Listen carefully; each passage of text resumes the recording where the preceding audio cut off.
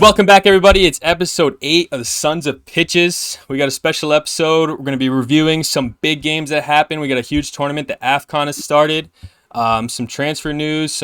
We got the World's 11 got released. All those awards, all that coming later. Starting like always in England, where we had part 1 of the winter break, like they call it. Half of the games playing this week, half the game playing next weekend. First game of the weekend was a 6-point relegation battle. I was hoping for more, but the draw ended 1-1. How did you guys feel about that game? I felt like Luton probably looked like the more settled side, I thought. I think Burnley were really frantic, probably at least in the opening 15-20 minutes, and then they scored against the run of play, in my opinion. I don't think... I don't know, this match for me, like 1-1, I don't know. I think the VAR controversy, which I'm sure you guys will all have something to say about, plays a lot in this game, but we'll see. It doesn't really change much for who's going to stay up between them. I think the picture kind of stays the same from the result, but in my opinion, I don't think it should have been allowed. I think it was kind of a foul, but I also think it was a little soft from Trafford, but I'm interested to hear what you guys have to say about it. Well, I watched the game as well. I thought Burnley were hard done by too. I thought Burnley should have won the game. I know Luton played good, but I think it was the best I've seen Burnley play all season. They were attacking in numbers. Amdouni was great. He was causing problems the whole game for Luton. I just didn't think. Yeah, I don't know. I didn't really think Luton deserved to win it all. It would have been nice for Burnley to take the 3 points, but yeah, kind of a boring game. I think it's a game that spells doom for both of these teams. I think if either of them had won this game, there'd be a little more light at the end of the tunnel in hopes of their Premier League survival, but we'll see what happens now. Yeah, I figured it was going to be a draw anyway, whether it was 0-0 or 1-1. So I agree with you. I think Burnley played better, like attacking and quality chances wise, but I mean, like you said, boring game, not really much to go on, but they kind of remain in their little relegation battle with each other. So I agree with what you said about the light at the end of the tunnel, but I think, like we've said in the previous pods, I think they're going down. So yeah, it was definitely an opportunity for either one of them to kind of make their place that they belong in the league, and they just both drew. So yeah, Burnley will definitely be kind of kicking themselves that they couldn't kind of close the gap with Luton there, because I believe they would have been level on points if they won that game. But now they're kind of down 4 points now in the relegation zone with an extra game played than Luton too. So it could get pretty worrying from them. But I know we've had these conversations before. I still think that they're probably expecting to go down, and they really shouldn't be making many changes and kind of panicking if they think that they're gonna go down and maybe like firing the coach or making some stupid decisions. So I think they'll probably just sit straight and keep going. Yeah. The most interesting thing I think for Luton is they've gone away to all the other teams around them in this relegation battle, and they've taken points off of all of them in those games. So in terms of the relegation picture itself, I mean, for Luton to come away with a point from this game too, I think it's pretty good for them, at least, if we're going to look at it as a glass half full picture for them, at least. Yeah, and they have some quality players too. I mean, there's some standouts. Obviously, we highlighted Ross Barkley, but the fullbacks are really good. Doughty looks like a real player. He looks like he's Premier League quality. He'll probably catch a move. But I wanted to highlight Gabriel Osho. Every time I watch Osho play, he does not look like he belongs on a relegation battling team in the Premier League. He's somebody that I think if they do go down, will catch a Premier League move, because I thought he was Luton's best player in the game. I think he won man of the match too. I thought he was great. He's into every ball. He organizes well. I like their little 3-back system that they play with Doughty and Ogbene bombing forward. And like we were saying about Luton too on a couple episodes, they've shown the ability to step up and raise their game against the big teams. It's just unfortunate that in this type of scenario against a relegation rival, that I felt like they kind of stooped down to Burnley's level and played not to the ability that we saw them show against City and Arsenal and some of the other games where they lost by a goal or drew against some of the bigger teams. So I think it's unfortunate. Luton will probably be kicking themselves, but Yeah, I think that was a great point actually because it's almost like for the first time because we've been, like you said, we've been complimenting them on how they've taken to games, not shown fear, but it did show like that they were like nervous about what this could mean for like not relegating, and I think that hindered their game, like you said. Even though like defensively, I agree. Osho I think is a really good player, and I do enjoy their tactics. I think it's interesting because a lot of relegation teams will like do a bang on 4-4-2, like very classic, trying to throw balls forward, get like kind of counterattack. But they actually play some expressive football, which is fun. But I think agreeing with G, I think the happiest team, despite not winning it, the happiest team with the 1 point will be Luton because they're still within a couple points of a couple teams above them with a game at hand compared to Everton, who we've said that Everton should probably recover a little bit. But we'll see how it goes. I wanted to, Nate, cut you off. I wanted to talk about, Mengi. So I was kind of upset that we sold him because he was so young. I'm a big fan of the Carrington products, but I mean, even though it is Luton, like to sell somebody for so cheap and then have them go start on a Premier League team and like play good, like kind of rubs me the wrong way. So I if they go down, I think that he'll possibly maybe get a move to a team that's coming into the Premier League because I think he has the quality. I don't want to really see him go down. I think he's trying to get his feet wet. Only 21, playing in the Prem. He's pretty much him and Osho, kind of the partnership with Bell back there too. Yeah, but I like him. I thought he was good. I was kind of upset we sold him, but United's gonna do as United does. Yeah, I didn't even know he was a United product. Yeah, as a neutral. Play, so. As a neutral, I think it's gonna be sad if they go down because, like we're saying, a couple of these players will get moves, and then we probably won't see Luton repeat their like good form and come back up and try again. You know what I mean? Because they're gonna lose some of the things that make them tick.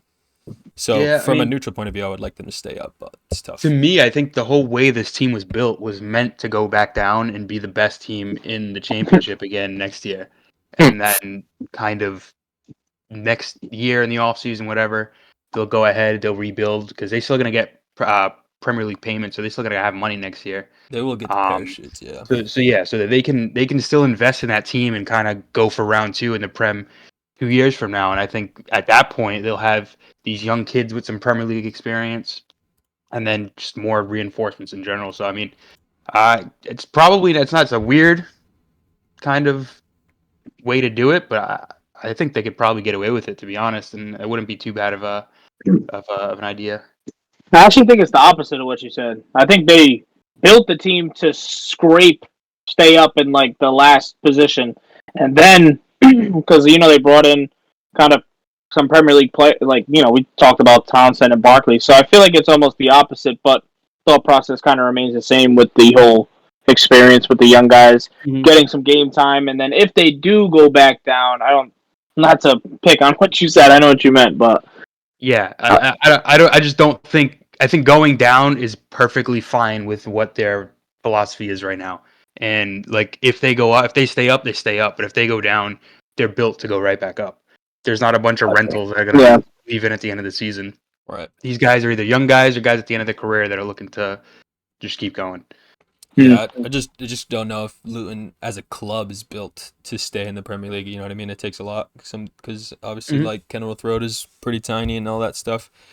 But moving on to another big game of the weekend, we had one of the Premier League's favorite players come back from injury and have an absolute stunner of a game to bring City back into the lead. And honestly, what we said during the midseason review, City are probably just going to hit this second half of the season and go crazy, and they proved that with this game, I think. But the City Newcastle United game, how'd you guys feel about it? Well, it was a game that Man City had to pull out of the fire. But I think it was a classic case of Man City going down early, and I'm not sure anybody thought otherwise when they saw Kevin De Bruyne warming up on the sidelines and coming into the game. It took him all of 5 minutes, I think, right, to score his goal coming back from injury. Classic goal. He made it look incredibly easy, just passing it right through the legs of Fabian Shaw, I believe it was.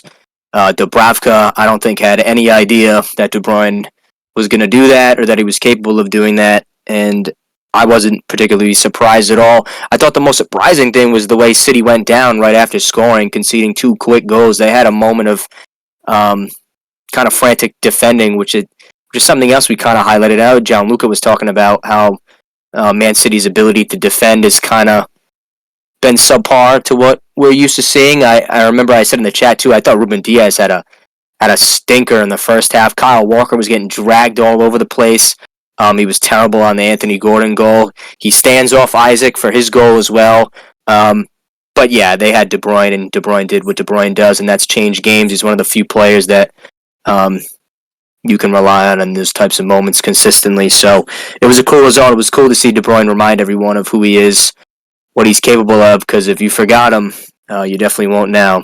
So Yeah, this is crazy. I think 5 goals in that game, and I think every single one of them was a stunner. Oh, it was an unbelievable game. Yeah, It was a great game, great back and forth. But damn, that last goal, Oscar Bob, man, what a kid pulling that out. Yeah, right. That's nuts. Good feet, good ball too from De Bruyne. Yeah, the De Bruyne ball is crazy.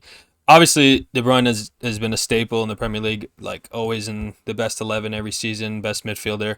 But I think like it's interesting because this is one of those games, like his performance in this game is what proves to people who have any doubts, if there are any people with doubts, that like he's more than just like a great passer. Like he's just like has, like you said, Ange, the quality to absolutely change the result of the game, which there are a lot of good players out there, but there's not a lot of players that go into that category, and he is for sure one of them.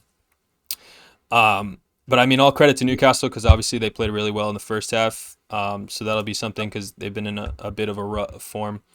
So even though they lost, I think they should take good things from this game. But overall, it was KDB's show, and he made sure everybody knew it. Yeah. For Newcastle, I thought, especially in the first half, their pressing was unbelievable. I thought that was the sole reason that they were in the game and able to affect City the way they did. Yeah, I agree. I think at the end of the day, the fatigue that they've been experiencing in their team for the last couple of weeks, and like I know we've talked about lately, I think that definitely showed in the second half. I mean, they were a completely different side, and City just turned it up. I think they found an extra gear.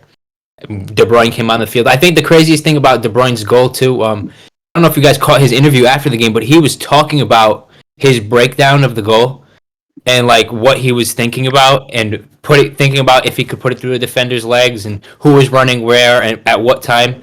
And like, I don't know, just the ability to process all of that thought at the same time and then execute, like that is otherworldly in my opinion. Like there's nobody else on the planet who can do something like that. So it was pretty incredible just to really listen to him talk about it and explain what he had to say after performing a bit of magic, in my opinion. And he was exhausted too, as well. When he was talking to the panel, he said even he knows that he's not capable of starting any games, probably for a little while longer. But what a super sub that is! What a luxury to bring De Bruyne off, especially in a game where you're losing. You guys both brought up Newcastle briefly. They are in a bit of a rut. It's only 3 wins in their last 11. It's 4 Premier League losses in a row. Now they did lose back-to-back to Liverpool and City, which I think is expected, but also taking a loss to Luton and Nottingham Forest. I don't know. It's tough. They have Aston Villa next for the next Premier League fixture, but they still have another FA Cup tie too with Fulham.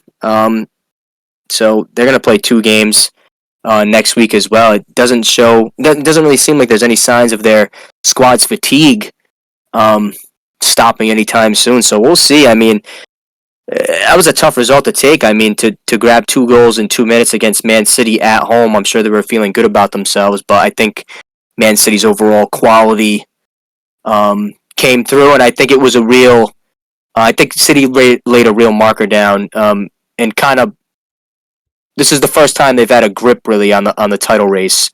I think this was a turning point in their season.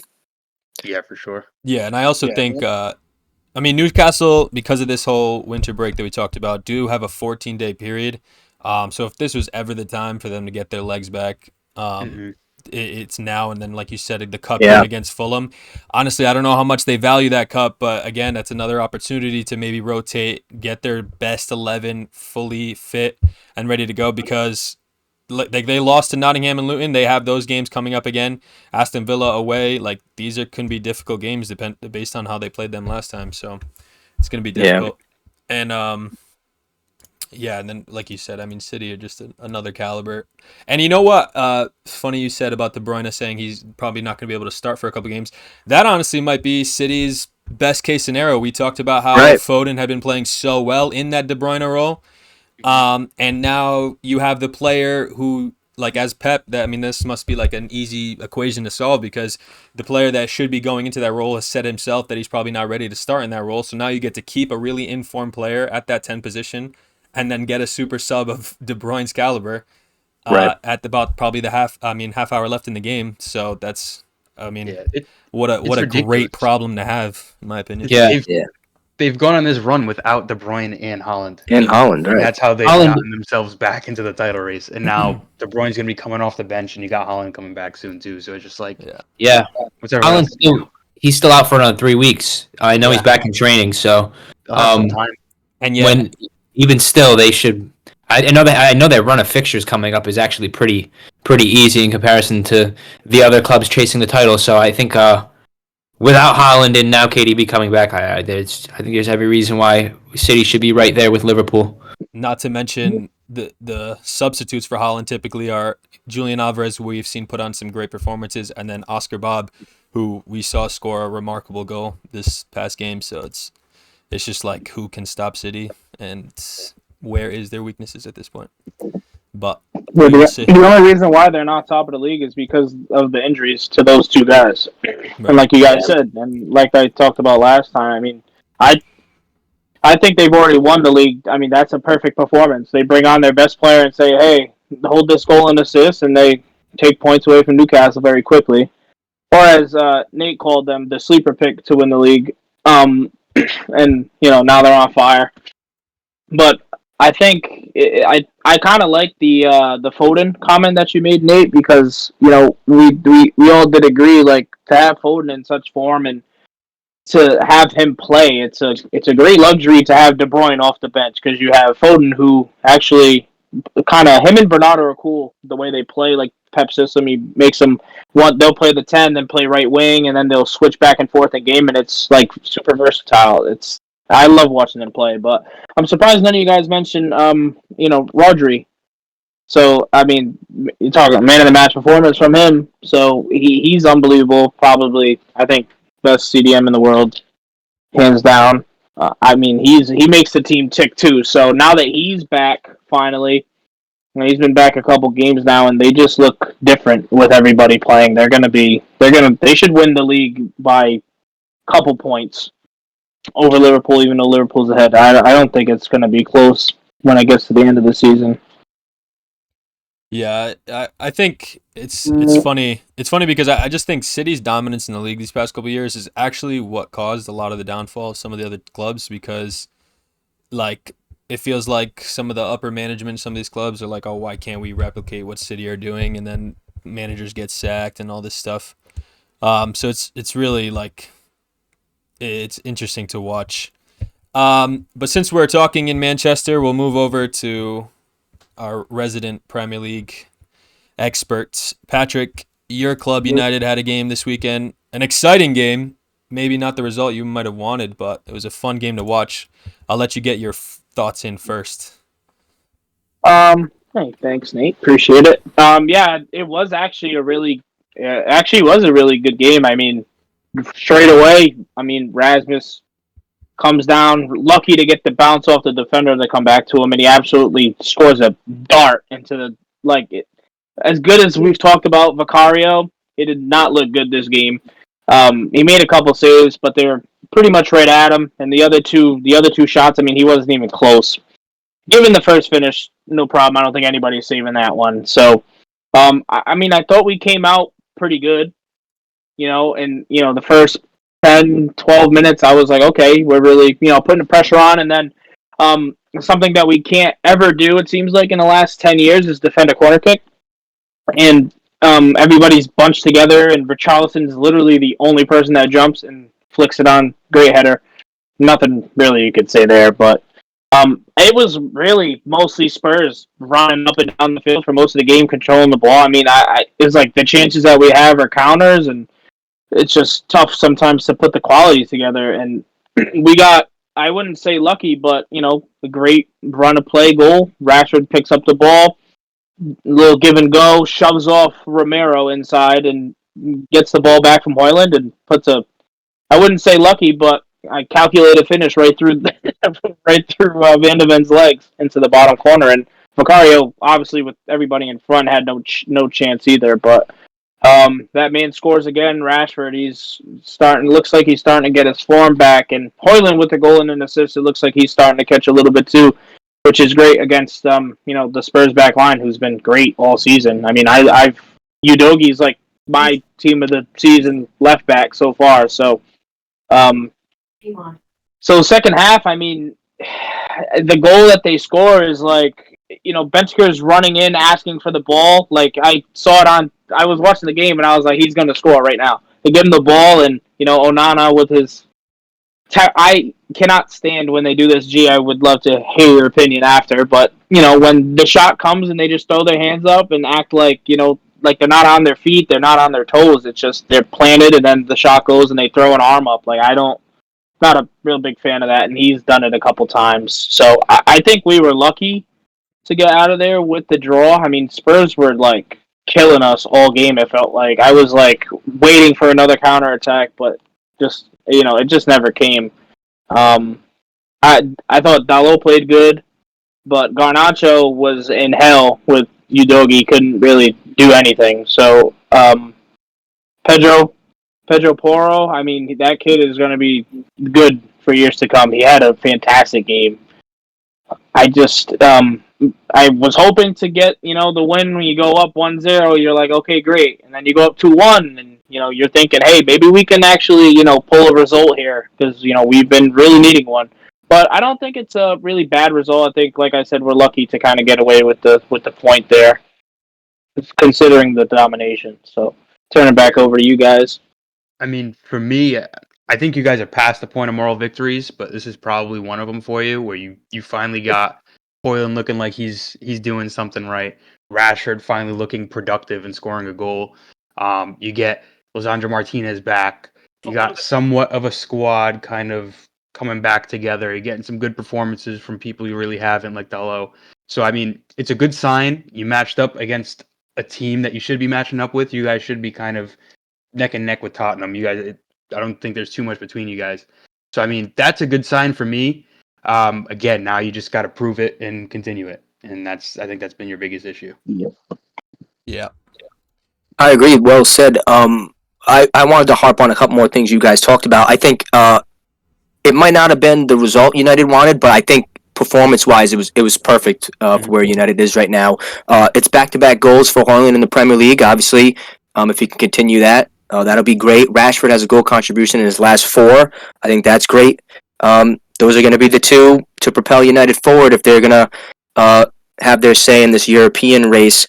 But the other thing I wanted to say about United defensively, if I was you, Patrick, I'd be livid because United cannot defend these runners into the box. They gave up 2 carbon copy goals against Forest. And the goal against Bentancur, it's right out of halftime. Like, can we pay attention? You're at home, you're up 2-1, and Bentancur runs literally by 4 people. Nobody is close to him. He gets a shot off about 8 yards away from Onana in his face. Poor Onana elects to stay with United instead of representing his country, and then flight gets delayed. He doesn't even get to the Cameroon game, and didn't get to represent Cameroon either. He wasn't even in the matchday squad. He wasn't even in the matchday squad. I know, didn't even make it. I don't even think he made it to Ivory Coast. Yeah, he drove 150 miles. I read, and just to find out he wasn't even in the squad. So yeah, it was too bad. If I was Onana, I would have felt let down. I thought they left him on an island for the second goal. I don't know who's going to pick up these trailing runs. because as good as Kabi Mino seems to be dynamic, he does kind of make an impact. I don't know whose job it's going to be, but somebody's got to pick up these runners. I mean, Johnny Evans, even when Bentancur gets in the box, doesn't even sniff Bentancur. So I thought that was a little disheartening from a neutral point of view because it seemed like it was going to be a statement for United. I think if United would have took all 3 points in this game, they would have said, "Hey guys, like don't count us out either for this title race," because they would have been 6 points off of Spurs in 5th place. But now they're obviously still 8. I thought the results kind of slipped away from United. Personally, if they had gone and won the game, I think it would have been deserved. But it's with those defensive mishaps. That's kind of why they're in the position they're in. They probably should have gotten at least a point against Forest as well. But we'll see when it's going to turn around. I don't know if it's on Ten Hag's shoulders. I mean, I don't know how many midfield pairings he can put out there to help this back line and kind of give them a defensive shell. But so far this season, nothing's really working. I mean, Eriksen can never play past 60 minutes. But we'll see. They obviously still have Casemiro out. So we'll see if he can make the difference. But until United kind of puts a shell around these center backs, I can't see them being too consistent results-wise. Yeah, I want to jump back in really quick just to answer your call on the defensive stuff. So, I mean, we get Lissandro back, so that's going to be really important because he is our best defender. I love him too, hands down. And a lot of last season, it was everything kind of ran through him. And even when he came on, we were passing him the ball. He kind of makes the impact that way too. But we didn't really concede a lot of those goals last year because I think he was playing. I think that his IQ is very important to the team, and like you said, Casemiro is going to fill in eventually for Eriksen, and kind of take more of the box to box role. One thing I will say, Wan-Bissaka did play left back. I know everybody was kind of getting on Ten Hag, but they came out after the game that Luke Shaw dropped out. He was supposed to play, but he didn't. So that's another thing too. I mean, depending on if Dalot was on the left, Wan-Bissaka was on the right, maybe the run gets picked up. We know Dalot's not the best picking up runners, but yeah, I just wanted to answer that. I think with Licha back, we'll have a little bit more of a block defensively, and then obviously they're looking for a center back in the summer. So it'll be interesting to see if Veron stays for less money and look at that aspect as well. Yeah, real quick, I just wanted to touch too on I know you called out the goalkeepers, and I thought that was really interesting too that they played Wan-Bissaka at left back because I mean, out of the two of them, I think Dalot's probably the one that's played left back more frequently. Yeah. I know he did when he was on loan at Milan a lot, so I would have expected it to be him. But for the goalkeepers, Patrick, I thought you were actually really critical of both Onana and Vicario. As for Vicario, I don't think. I mean, nobody's saving the first one from Harlan. That's an absolute piss whistler. And the second one, I mean, I thought that was actually a really class finish from Rashford. He put it through the defender's legs. I don't think Vicario had a chance with either of those. And Onana, the first one, the header from Richarlison, maybe you can question his positioning, but I do think he gets blocked off, so he kind of really doesn't even have a chance to get there to begin with. And I know you asked the question about him flailing his arms up. I think that's just the reaction that we goalkeepers do on a shot that is hit with veracity like that. And like if you watch that finish too, in my opinion, like there's nothing about Onana can do there because that's a perfectly placed shot. That ball went right past his ear. There's nothing unless he's gonna put his face in the way of that. He's not saving it. So I think the flailing of his arms, that's just a reactionary thing, just to make it look a little bit less worse than the ball just flying right past you and you standing still. Okay. Yeah. Actually, I wanted to step a quick minute back to when we were talking about the defense. Credit to Ten Hag. You must be watching the pod because he's actually had the same back line for the past 3 Prem games in a row. We've been critical of making sure that they had the same chemistry back there. And I guess they've somewhat improved. I know Andrew's just asking a lot of questions, but I guess in terms of overall performance, I would say, Pat, you probably are pretty happy, I would say, in terms of how you guys are improving overall. And then on the Tottenham side, we talk a lot about United. Porto, for one, is a fantastic player. I knew he was when he played for Sporting. He's playing a little bit of a different role. He has to do a little bit more defending than he would to have in Lisbon. But I think he's been really solid for them.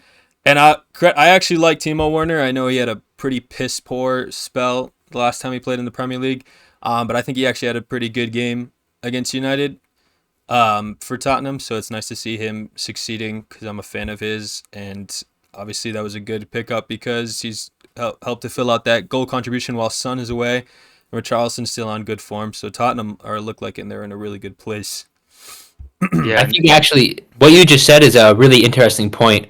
Um, the thing that really stands out the most to me, I know in the last episode we compared in the midseason review between United and Tottenham, their like styles of play and how Ten Hag's been there for so long and he hasn't established that, and you can see it when he has to chop and change the team and put different players in.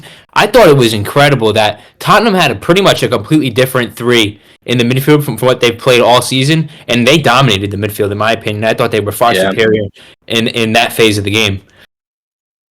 Yeah, I actually No, totally yeah. agree.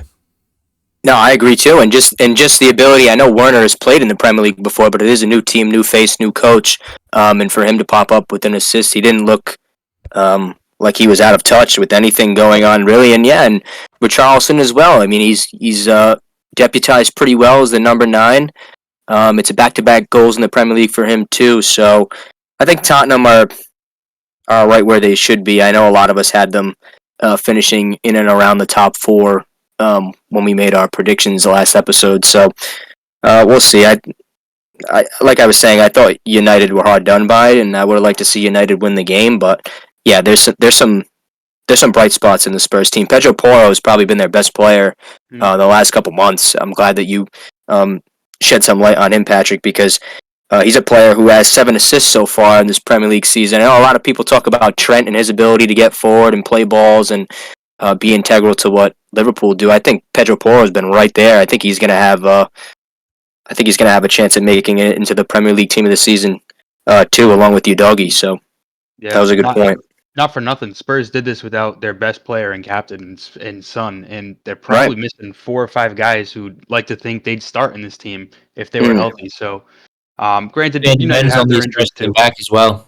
Who is that? Van de Ven is only his first game Yeah. back as well. So Yeah, exactly. Yeah, but yeah, the biggest difference I see with this is the ego.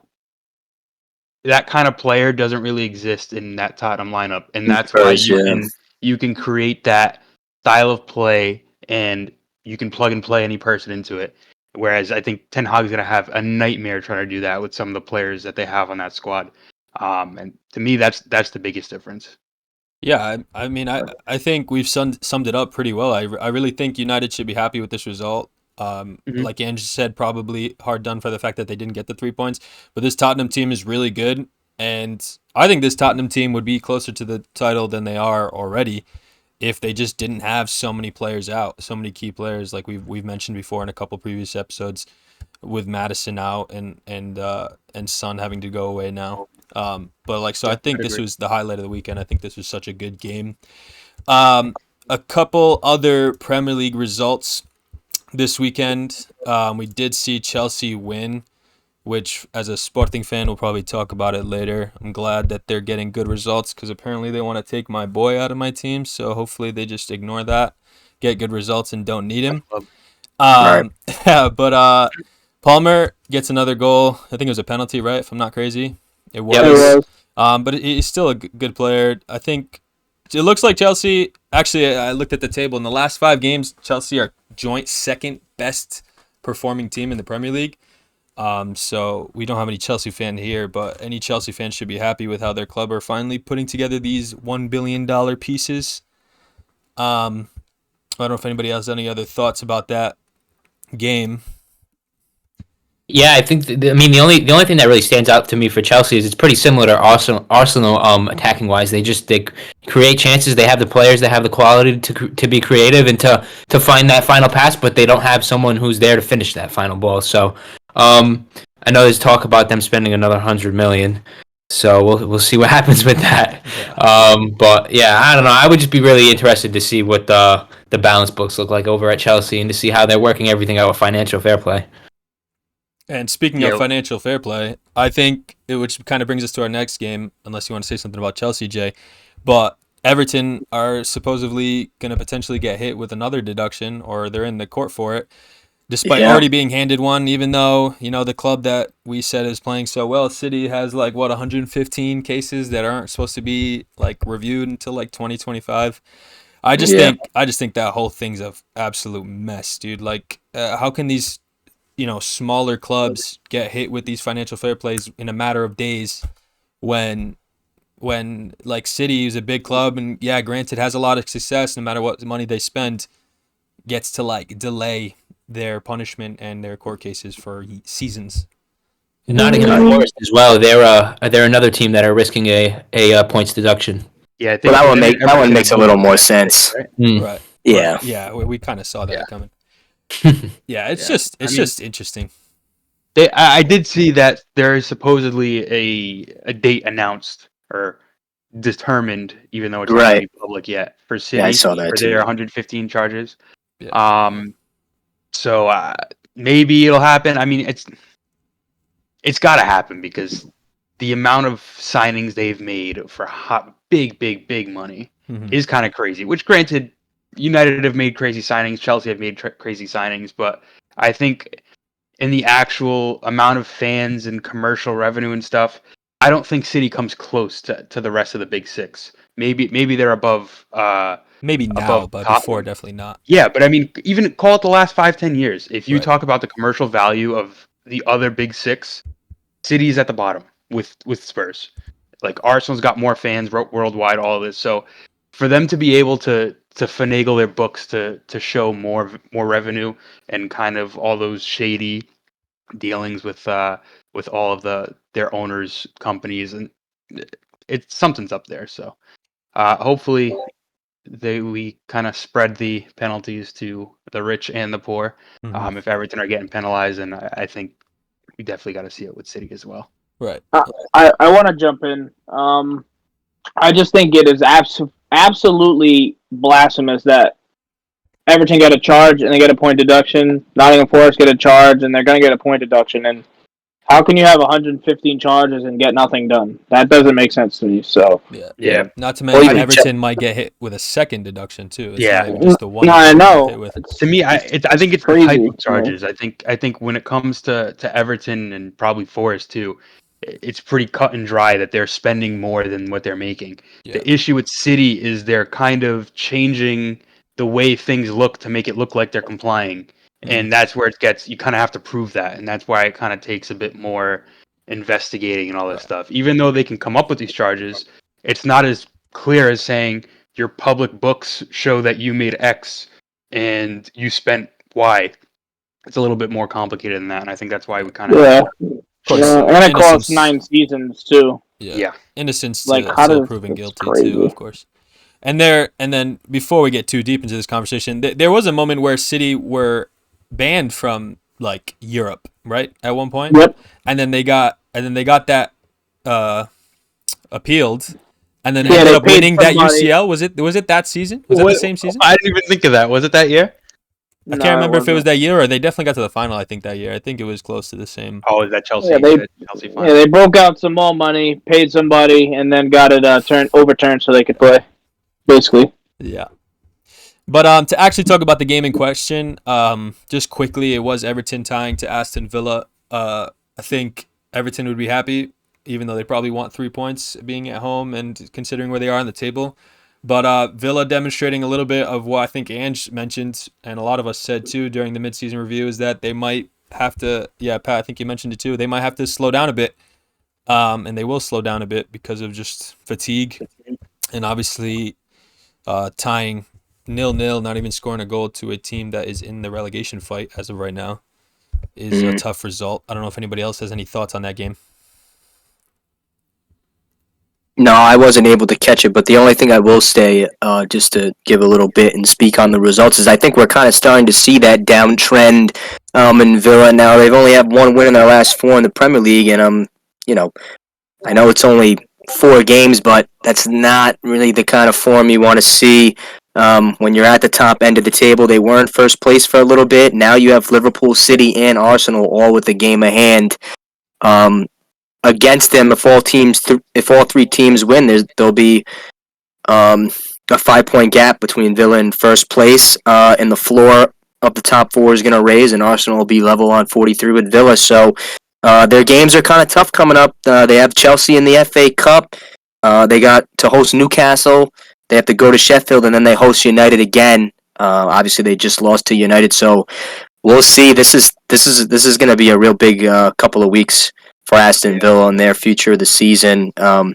In my opinion, I think their focus is going to end up shifting to the European competition they're in come March time, because I think they'll kind of dwindle in the Premier League, but remains to be seen. Yeah, I think for me, Villa's preseason goal surely had to have been top 6 finish, make a run in Europe, make a run in the FA Cup or EFL Cup. Mm-hmm. And I think they're already knocked out of one cup. So they're ahead of schedule right now. They're doing what they should be. They'll be happy with this at the end of the season if they finish around 4th, 5th. There, make a run in Europe, make a run in the cup. So all isn't lost. I mean, I think we just have to take a step back and think of what their expectations were prior and to now. They probably weren't expecting to be up here. They're kind of lucky to be here. So they won't be too disappointed, but obviously when you're up there with the big boys, you're beating them, and then you go on this run, it's got to be a little bit demoralizing for the fans and even the players.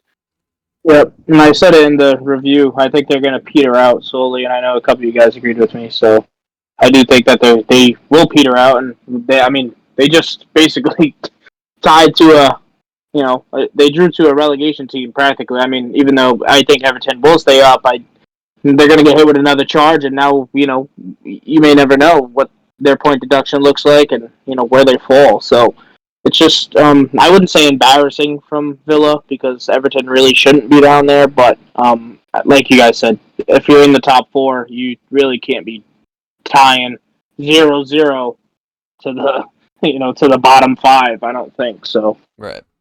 But I mean, I think credit to Everton, because what was it, 10 points? If with a 10-point boost on their point tally right now, they sit 12th, which is not terrible. But I still agree. I think Aston Villa should still be looking at that game as a game that they should be winning. And I think Jay made a lot of good points. I do think in terms of a club like projection, I think they should be happy with how this first half of the season went. And I think if they can be smart, I think we can see Aston Villa continue to compete in the upper echelons of the Premier League.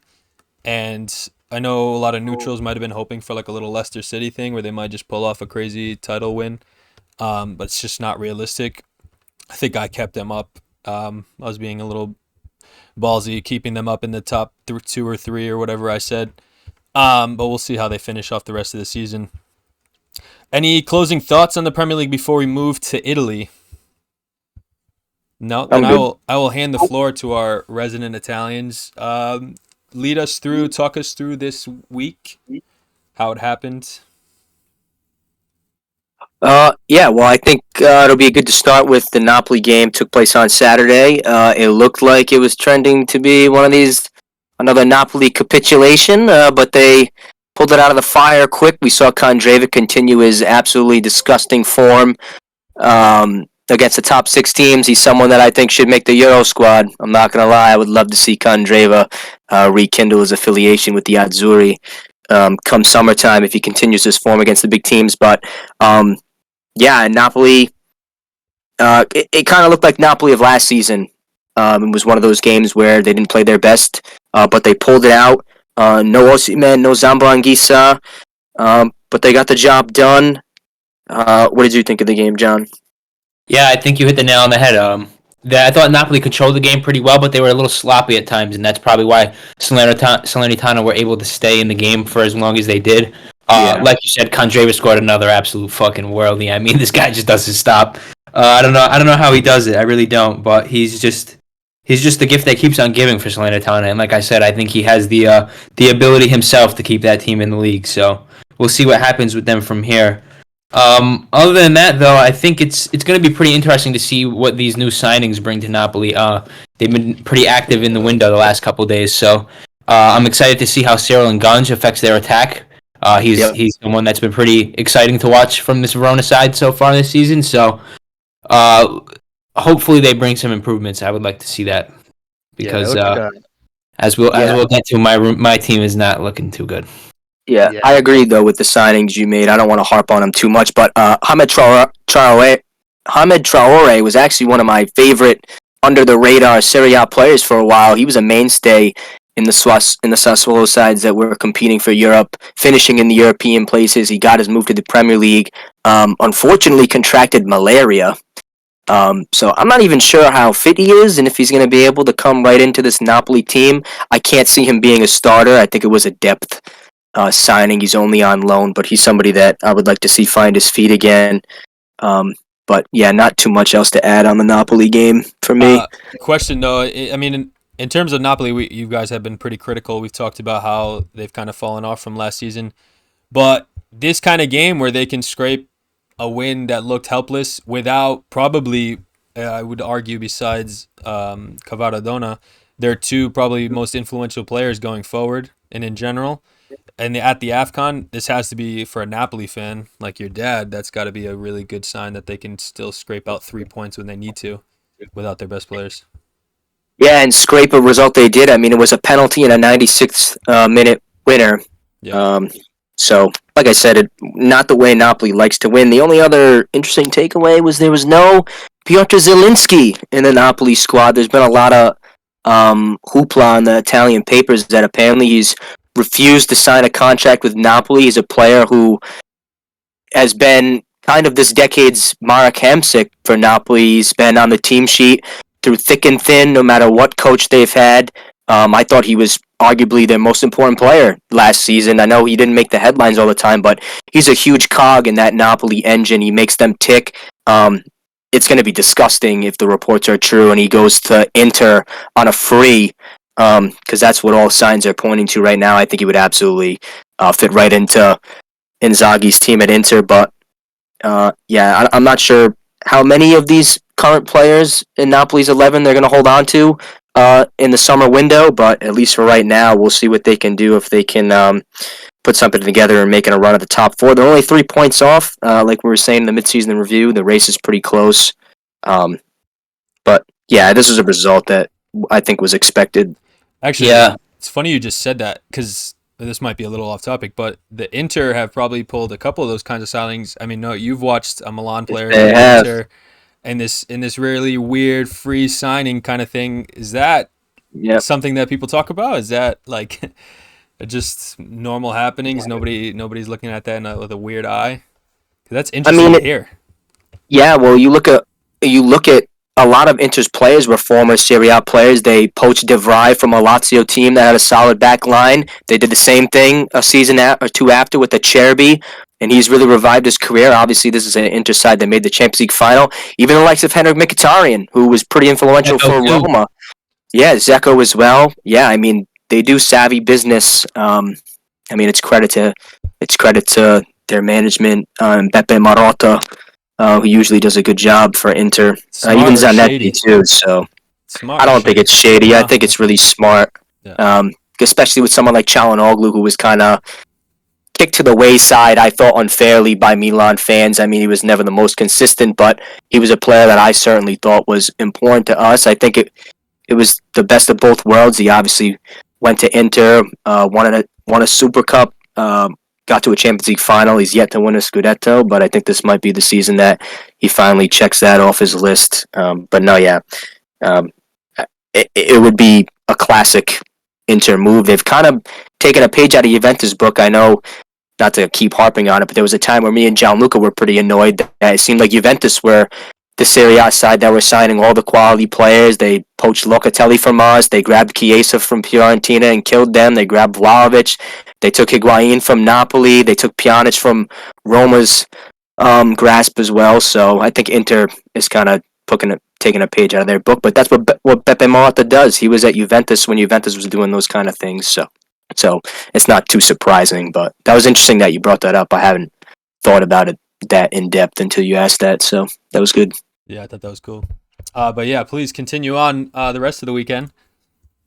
Yeah, well, we could go right to the Inter game now since we just talked about them. I mean, Inter smashed Monza in a bit of a Milan derby, I guess you would call it. I mean, they're pretty close in comparison. So, I would say it was an absolute wonder show from Lautaro and Thuram again. I mean, it's been that story Yeah. for them all season. Lautaro scored twice in the game. I believe Thuram had a goal and an assist as well. And I mean, they were just absolutely toying around with Monza in this game. I don't think there's anything really else to say about it. I think it was just a pure class quality showing from Inter. They showed why they're at the top of the table. They showed why they have the best attack in Italy, and probably not, if not just Italy, one of the best in Europe. I mean, they're absolutely flying right now. Yeah. Yeah, I think they have the best midfield in the league as well. And we just brought up Çalhanoğlu. He had a brace. I thought it was his best performance of the season. It brings Çalhanoğlu to 9 goals and 3 assists from midfield. Nobody thought that Inter was ever going to replace Brozovic and the production that he had, his ability to control a game. But Çalhanoğlu, the last couple seasons, has really made himself the best midfielder in the Serie A, in my opinion, if it's not his compatriot Barella. So they looked great. It was a standard result. I really didn't have anything to take away. I mean, it's Monza, and they're kind of shit. They're kind of a mini Inter themselves, so I'm not the biggest fan of them, despite them having my good friend Galliani in their higher-ups. But I think it was a pretty standard result. Yeah, I have to say, like on paper, like I wouldn't call Inter like the most like exciting team, but it just seems like their just play style, their tactics just like works really, really well. They just are on the same page. They link up really well as a team, and obviously they're doing really well in the league, and then have a little bit of Champions League success too. So they do look like a really exciting team from a tactics point of view. Yeah, I think that's spot on. I think you're right. You're exactly right with the tactics. I think it's really credit to Inzaghi. I think he's found a system that suits not just the players but the squad as a whole. And you see that when they've had to sell players or when they lose players to injury, the guys that they bring in, the likes of Thuram, you see it. You've seen Acerbi come in and shine. Darmian looks like a brand new player. I mean, Darmian went to the Champions League final and started last year. I don't think anybody who follows the Serie A would ever dreamed of Matteo Darmian starting a Champions League final. But I think that's really all credit to Inzaghi and Inter's tactics. No, yeah, I agree. Not for nothing. Looking at some of their players and stuff like that, they're not playing in probably positions you'd expect them to play regularly. Like you got Mkhitaryan's been converted more to like a center midfielder when he used to always be an attacker or a winger. And Right. Same thing, you got Thuram, who's probably a bit considered more of a winger, but same thing, playing up top of Martinez. So I mean, they've gotten the best out of players in kind of situations you probably wouldn't expect them to. So yeah, more credit to Inzaghi for kind of creating a system that fits his players and putting them all in places they can succeed. Yeah, and if no one has anything else to add about the Inter game, I'd actually like to move to the other game from Saturday, which was one of the better games I watched this weekend. Hellas Verona getting a 2-1 win. Verona, for some reason, are a team that I have always held close to my heart. I always kind of root for them, enjoy them playing. It was nice to see them get Cyril Ngonge send-off goal. He grabbed the winner for them. Obviously, like Gianluca said, he's made a move to Napoli for 18 million euros. So remains to be seen how Hellas Verona are going to kick on. They've sold about 5 of their starters all of a sudden in this winter window. Kind of strange. But no, this was a pretty good game. It was a relegation 6-pointer. Verona have created a 4-point gap between themselves and 19th placed Empoli. They're a point away from getting out of the relegation zone, and despite all the sales, I think they're going to do it. I hope they do it. I was cheering for them last year. They managed to scrape out, but it was a big win for Verona. They've beaten Cagliari 3 games ago, and now Empoli. Those are their relegation rivals, so if they continue that form against those bottom 5 or 6 teams, it's looking good for them. I'm interested. I do have a question. So because they've made the sales, right, that we talked about, is there a plan that they've just accepted defeat? I know you want to see them go out, and they're only 1 point from clearing the relegation. Are they accepting defeat, or are they going to is there rumors of reinvestment of that money this January? I have no idea, because as much of a Serie A follower I am, I haven't seen any links. And another player that they're actually going to sell that started in this game was Josh Doig. If anyone's been following the rumors, Josh Doig had a deal wrapped up to Marseille that ended up falling through because Sassuolo apparently came over the top and offered a little bit more money. But he's a player that started this game that probably won't be starting the next one, and we're going to see him in the Nero Verde pretty soon. So I'm not sure what they're doing. I mean, Milan bought Terracciano from them. They sold Martin Hongla to Granada. He was a starter Cyril Ngonge, who was their best player, is now gone.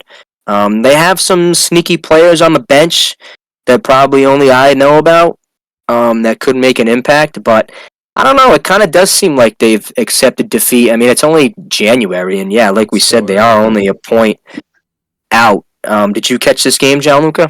I did, yeah, and actually, I disagree with you. I don't think they're accepting defeat, and I think that the way they played this game is an epitome of that. I mean, Yeah, I despite agree. all these sales they've sold, I mean, they're probably their best. They've sold their best center back in Hien. Terracciano gone. Right. I mean, Hongla's a great midfielder, gone. Doig on the other side is going to be gone now. We all know what Ngonge contributes to this team, and I think it's absolutely incredible that they're still pulling these results out.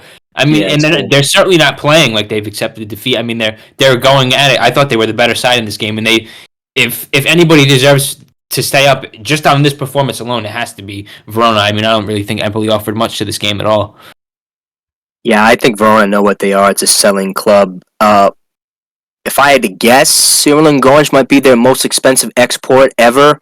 If not, it's Giovanni Simeone, but they're at side that's really similar to Empoli. The only difference is Empoli can never seem to stay in the Serie A. Verona's been in the Serie A for the better half of the last decade, but they're a selling club. They know what they are. They bring in young players, help develop them, and sell them on. So I'm not sure. I'm really not sure what the future has in store for Verona, but I'm interested. I do try to catch most of their games, so I wanted to bring them up as well. It's very, very interesting situation that's going on there. It'll remain to be seen. They do play Roma in their next fixture, so we'll see how that goes. We'll beat them. Which we do have some stuff to say about Roma when we get there, but I'll let you guys continue leading. Yeah, the next couple games, I don't have really too much to say. There's some developing storylines in the Serie A. Now, we had Bologna lose again. That's 4 games in a row without a win. I think we were kind of already saying that they're getting dragged back down to earth. Hopefully it doesn't put a stain on what Thiago Motta's been able to do, because I think he is a really good coach. It's a Bologna side that kind of have some injuries. They have some players returning, so we'll see if their form picks up to what it was in the first 15 matches of the Serie A. We saw Fiorentina drop a big 2 points to Udinese as well. It's kind of like, who wants to finish in 4th place? Does anybody want to finish in 4th place? Because Roma didn't play like they want to either. Lazio have won 5 games on the bounce now. They're a team that looked destined to finish below Napoli, Roma, Bologna, and Fiorentina, and now they're in and amongst it with them. You have anything to add to those storylines, G? Or? Yeah, for me, Bologna, I think the most telling thing I've noticed about them over the last couple of weeks is they just look fucking exhausted. They played extra time back-to-back rounds in the Coppa Italia, so that's an extra hour of football right there that they've played over everybody else. And I think that it's so apparent. I mean, Thiago Motta only named 16 players for his matchday squad against Cagliari this weekend, and I think that tells you everything you need to know about where they're at right now. Their squad's stretched to the max. Yeah, I think they're definitely going to struggle with depth issues moving along in the season. So, yeah, being tired can definitely play a factor into it. So we'll see if maybe they take advantage of the window to kind of bring in some reinforcements. Because, yeah, it would be a shame to see all that hard work and good work that Thiago Motta's done kind of just be gone to shit because of injuries and lack of fitness and overwork. So hopefully that can get resolved. And hopefully they keep Xerxes. Well, that's what I was going to say. I think it's going to be a real flash in the pan for Bologna, because, in my opinion, I think they're not going to keep hold of Xerxes. I think they're not going to keep hold of Lewis Ferguson as well, who, in my opinion, has been the best player. I know Xerxes grabs the headlines, but Ferguson's really taken a step forward in his career. And if those two go, I can't see Thiago Motta staying as well. There's a lot of teams in Italy right now that kind of need a head coach, and I think he'll be receiving offers from probably both my team and Gianluca's team. So we'll see. But with that, I think we can move into the showpiece match of the Serie A weekend. It was a Lorenzo derby that so often these past couple years has gone my way, which feels pretty nice. I've been the owner of this home for a little while. But yeah, it was a Milan 3, Roma 1. Milan continuing the dominance that we saw in the first leg of the Milan-Roma tale this season. I was pretty pleased with Milan's performance. Now, it sucks that we lost to Atalanta in the Coppa Italia, but we're undefeated now in 5 Serie A games. Despite Pioli still having his head called for, this team continues to show up. So yeah, I don't really have too much to say. I'm sure Gianluca has a bunch of stuff to highlight with Roma because they were kind of a mess. But I thought it was a classic Milan performance. Teo Hernandez is the best left back in the world. And Yassine Adli is my favorite Milan player right now. He's made himself a real name in the team, something that I predicted. Years ago.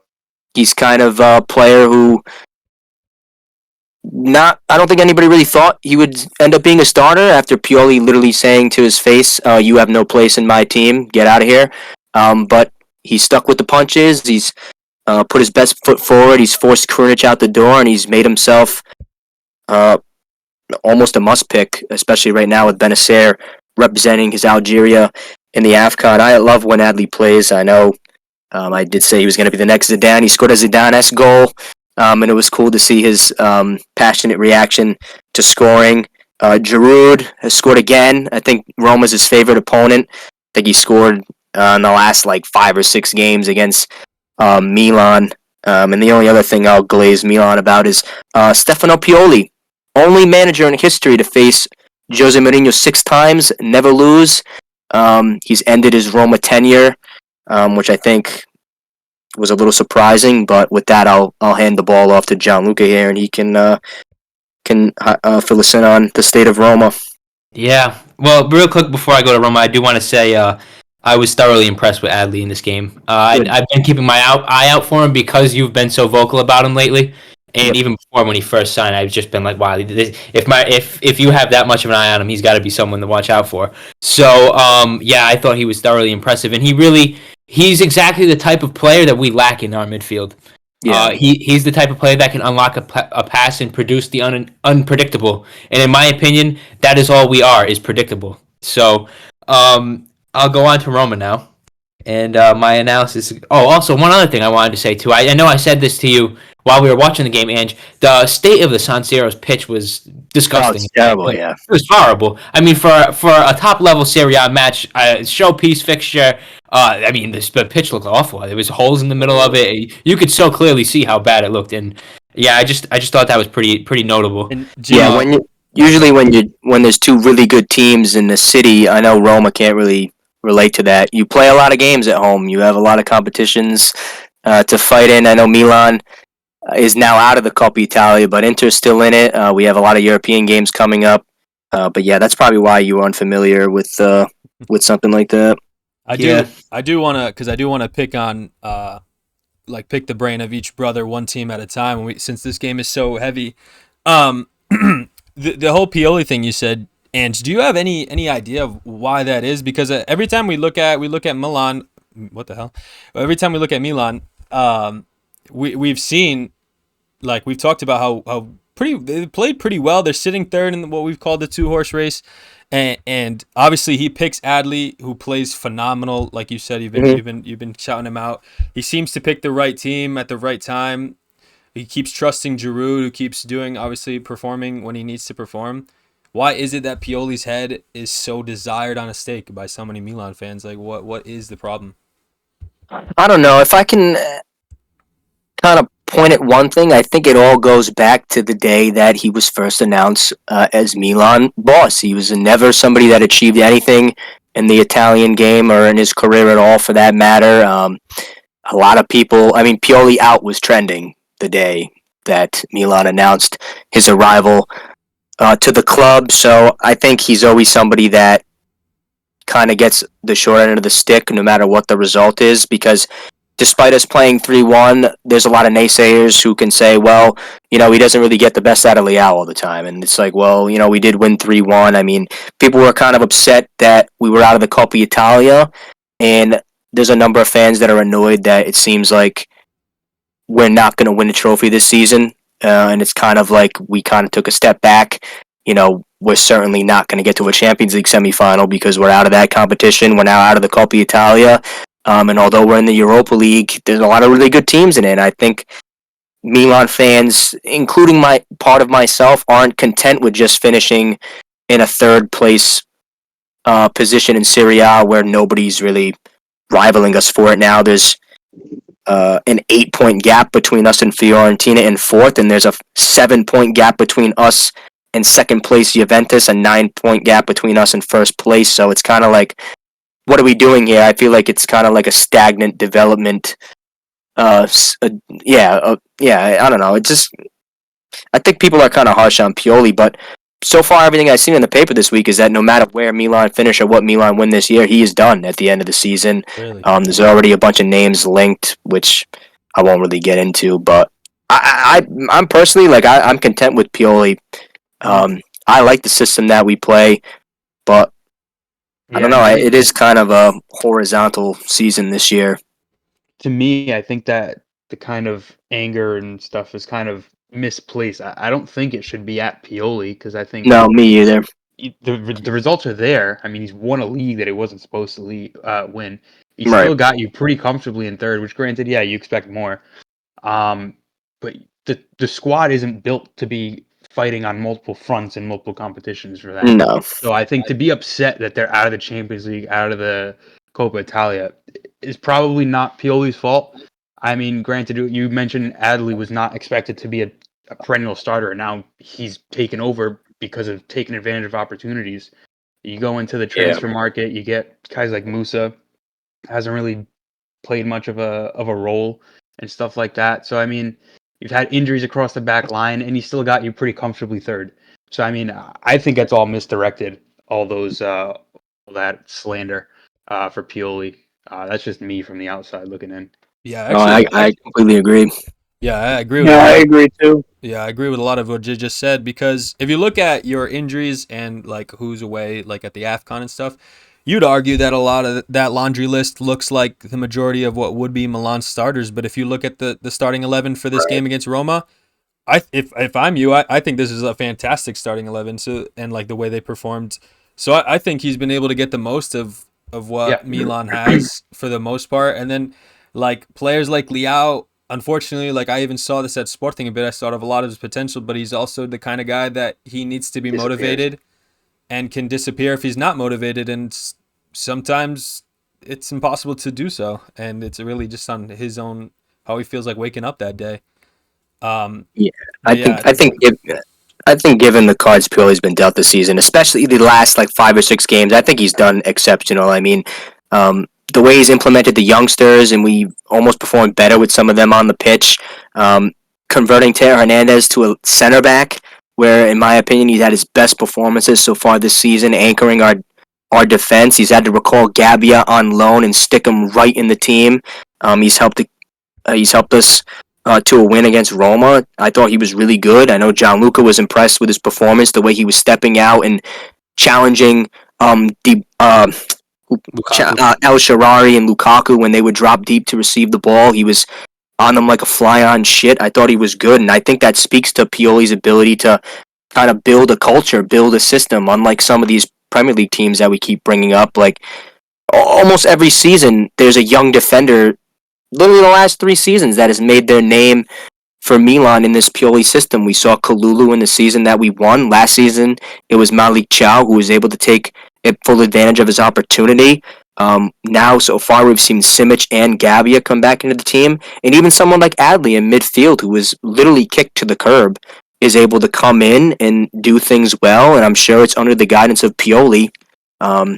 So, yeah, I don't know. I think it's unfair, but let's shine some light on Roma. yeah. G. Yeah, so as for the game, I mean, I think it was a typical performance in line with what I've been seeing the last probably 6 weeks to 2 months now. It's just been pretty lackadaisical on all fronts. I mean, we don't offer anything going forward. I don't feel like we don't run hard enough in the midfield. I feel like defensively we were so good last year. That was probably, in my opinion, our best aspect was being able to defend, especially when we would have a lead. But I mean, we can't score this season, so I mean, now we're just leaking goals. So that doesn't really make sense to me what's going on there. I can't understand, like, I don't know, like like the first goal, like who, it blows my mind that like there's players in the Mourinho team that are asking themselves who's marking who after Adley scores. Like how are we at this point that these guys don't know who's supposed to be picking up who? I like that. That just really pissed me off watching that happen.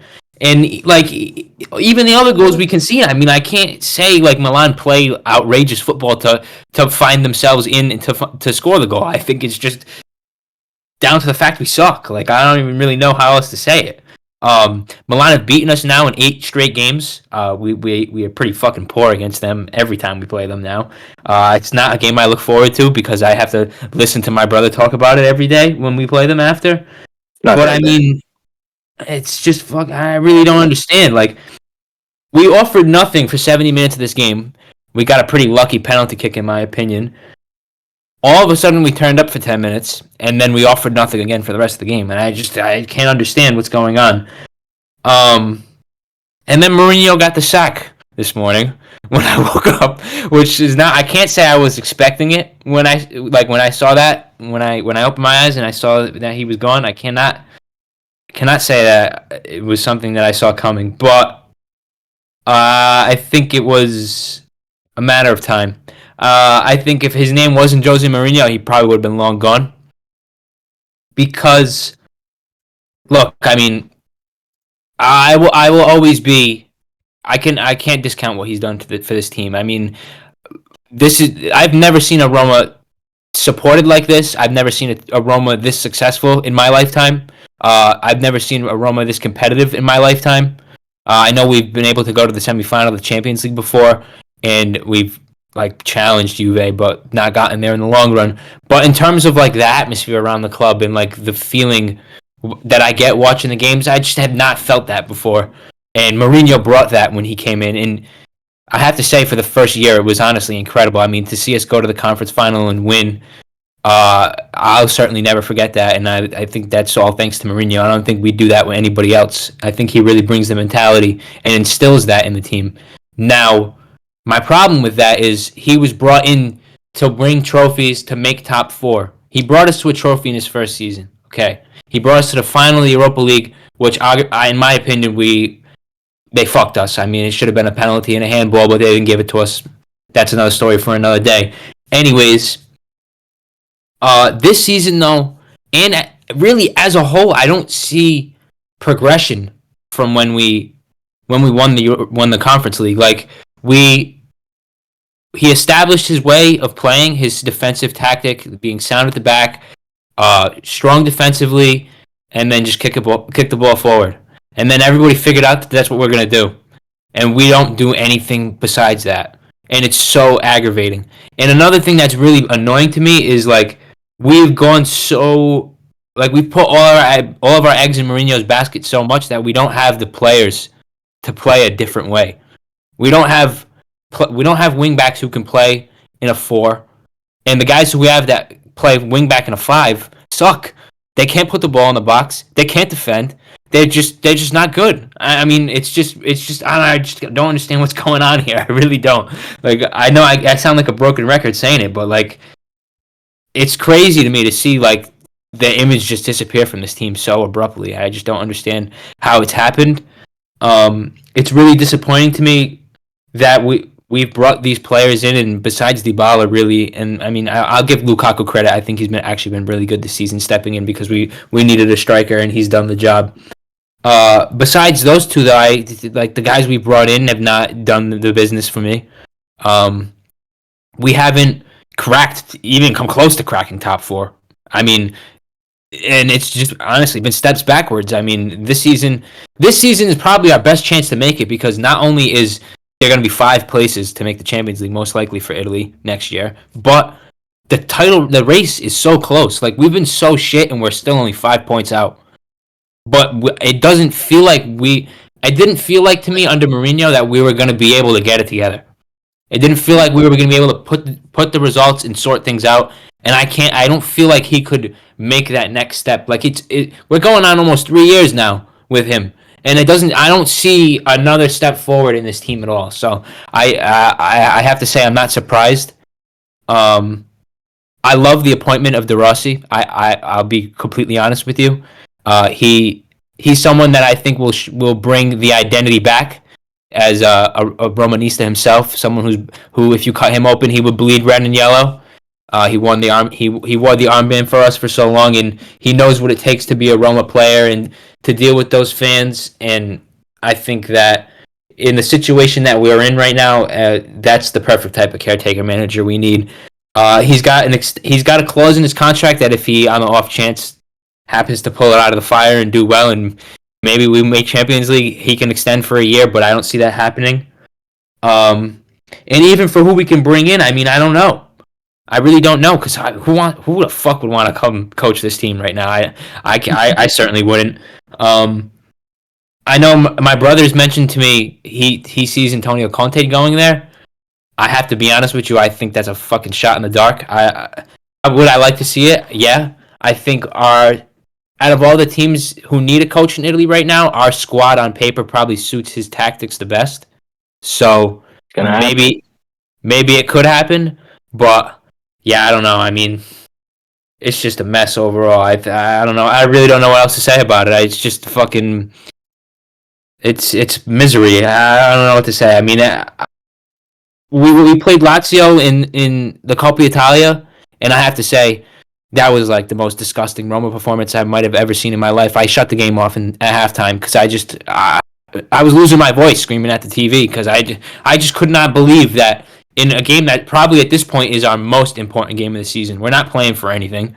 So playing Lazio is the most important game. And to literally show up like it was a friendly and not even play with any passion. Mancini was the only one who had any desire in that game. Other than that, it was 11 fucking idiots running around for 90 minutes. So, yeah, I'm about sick of watching this team right now. And I really don't know where we go from here. I don't know what you guys think, but I have nothing positive to say. I mean, I have a couple thoughts because, I mean, I mentioned before I like Mourinho, but even just besides that point, is like you mentioned, G, like there has been this atmosphere at Roma since Mourinho's appointment. Like I sent it in our group chat on Instagram earlier. They've been to 2 or 3 European finals or whatever it is, has won a European trophy for you. There's been apparently 40 consecutive sold out matches in Roma. That's fact. It's not apparent. That is true. So when I tell you the change was night and day from before Mourinho was there to literally his first game, it was astonishing. I mean, the amount of the hype around the club. And I was surprised that it's lasted this long. I was surprised that they've backed him as much as they have. But I just hope that they stay with it. I hope they don't hang us out to dry. I hope the fans keep coming. I hope they keep turning up and selling out because we need the support now more than ever, in my opinion.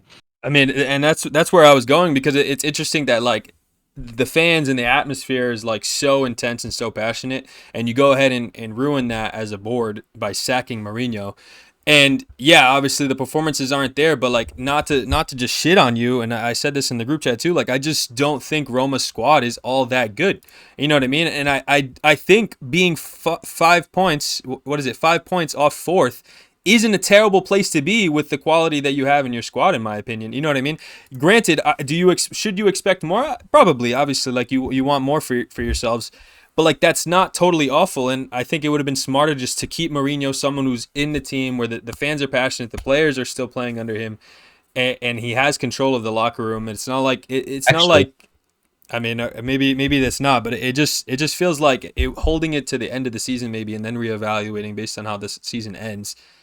And then, not to mention, Mourinho listens to a couple of things that the fans wanted, like, get Patricio out of net, put Svilar in, has a stinker, play some more youth, and he does when that's not Mourinho's style at all. And I don't know, it just feels like I don't think that was the right decision. We've talked about not sacking managers midseason, and I think this is one of those cases. I gotta be honest, I'm really not mad about it. Like, just like the place where, like I said, I think if his name wasn't Jose Mourinho, he would have gone probably 3-4 games ago.